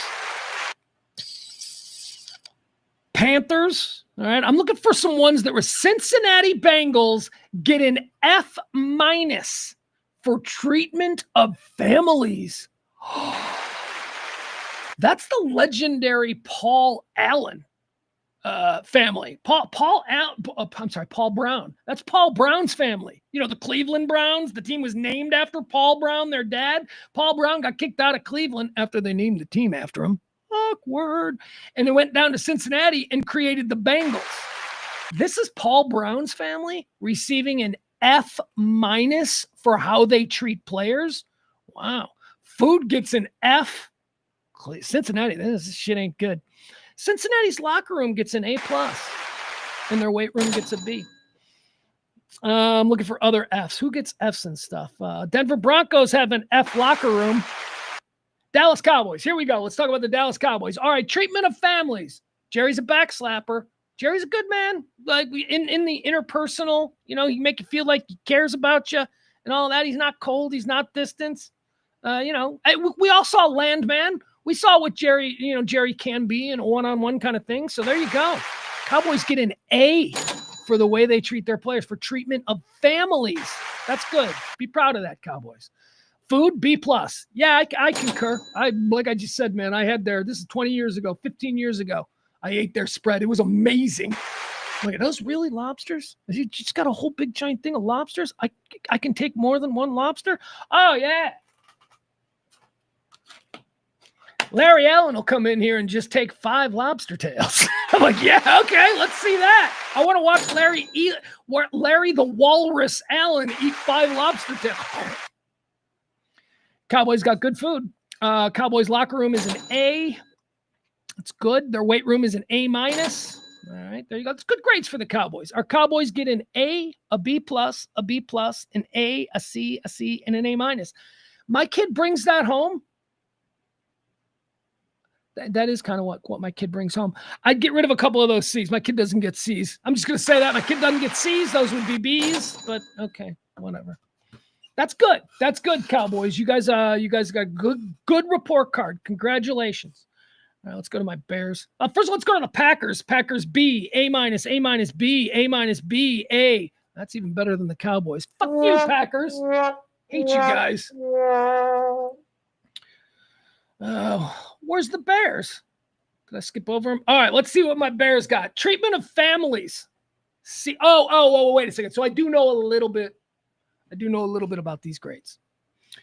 So these surveys were conducted like when Matt Eberflus was still the head coach of the Bears. And as it turns out, the players did not like him. Turns out that the players did not think that he was listening to them. And all of those things are other categories in this report card that come out. So my deep dive into the Chicago Bears, it looks like the only problem players had with the Chicago Bears was Matt Eberflus, and he's gone. So that's good. Food gets a C+, that's fine. Nutrition a B, that's fine. Locker room for the Bears gets an A-, that's fine. Training room a B+, training staff a B. Weight room is an A. All right, so my Bears get C+, B, A-, B+, B, and an A. That's basically the Cowboys, right? Looks like the Bears and the Cowboys are the same. I'm looking for somebody else who's got, well, we already talked about the Cincinnati Bengals getting the F- for treatment of families. Anybody else get a really bad grade for treatment of families? There you go. Jacksonville Jaguars. Jacksonville Jaguars get themselves an F for the way they treat families. Anybody else with a bad family grade? Nope, doesn't look like it. All right, you can go to NFLPA. Just go NFLPA.com, and the yearly report card will be right there. You can check that out. Interesting. You can dig into whatever team you want to hear. And again, like I say, you click on that shit, and it brings you, like, you'll go to the team's page, and it'll give you all of a bit more of a deep dive on what players said in comments about the team and all that kind of stuff. All right. That seems about good. One more time, I want to thank today's executive producer. It is, of course, a show that is run on your gratuities and on your tips. So our executive producer is a very important person around here. Today's very important person is Peter. Thank you, Peter. Wait. Hold on.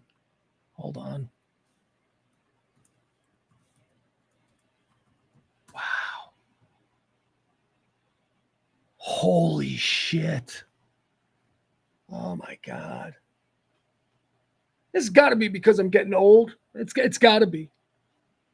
Adam Rainey just said, "Rest in peace, Larry Allen." And I saw it and I chuckled to myself. I don't know why I chuckled to myself. I don't know why that would be the reaction. Just like, oh, that's kind of a weird thing to say. I forgot he died. He is dead. I forgot. I thought Adam was just, being glib or whatever. I forgot he was dead. That sucks. Look at me. Now I'm upset realizing that Larry Allen is dead. He died in June of last year. What a shame. Larry and his plate full of lobster tails. Look at him go. He's a human walrus. Guys, that's going to do it. Thank you so much again to Peter, our executive producer. If you want to be the executive producer on tomorrow's show, all you got to do is drop a little something, be the big tipper of the day. And as we say around these parts, what that means is you're the only tipper. We don't get many tips. Tomorrow's going to be a heavy day. Got a lot going on. Full show back here, noontime start tomorrow. I don't have anything before the show like I did today. So noontime start tomorrow, and that's it.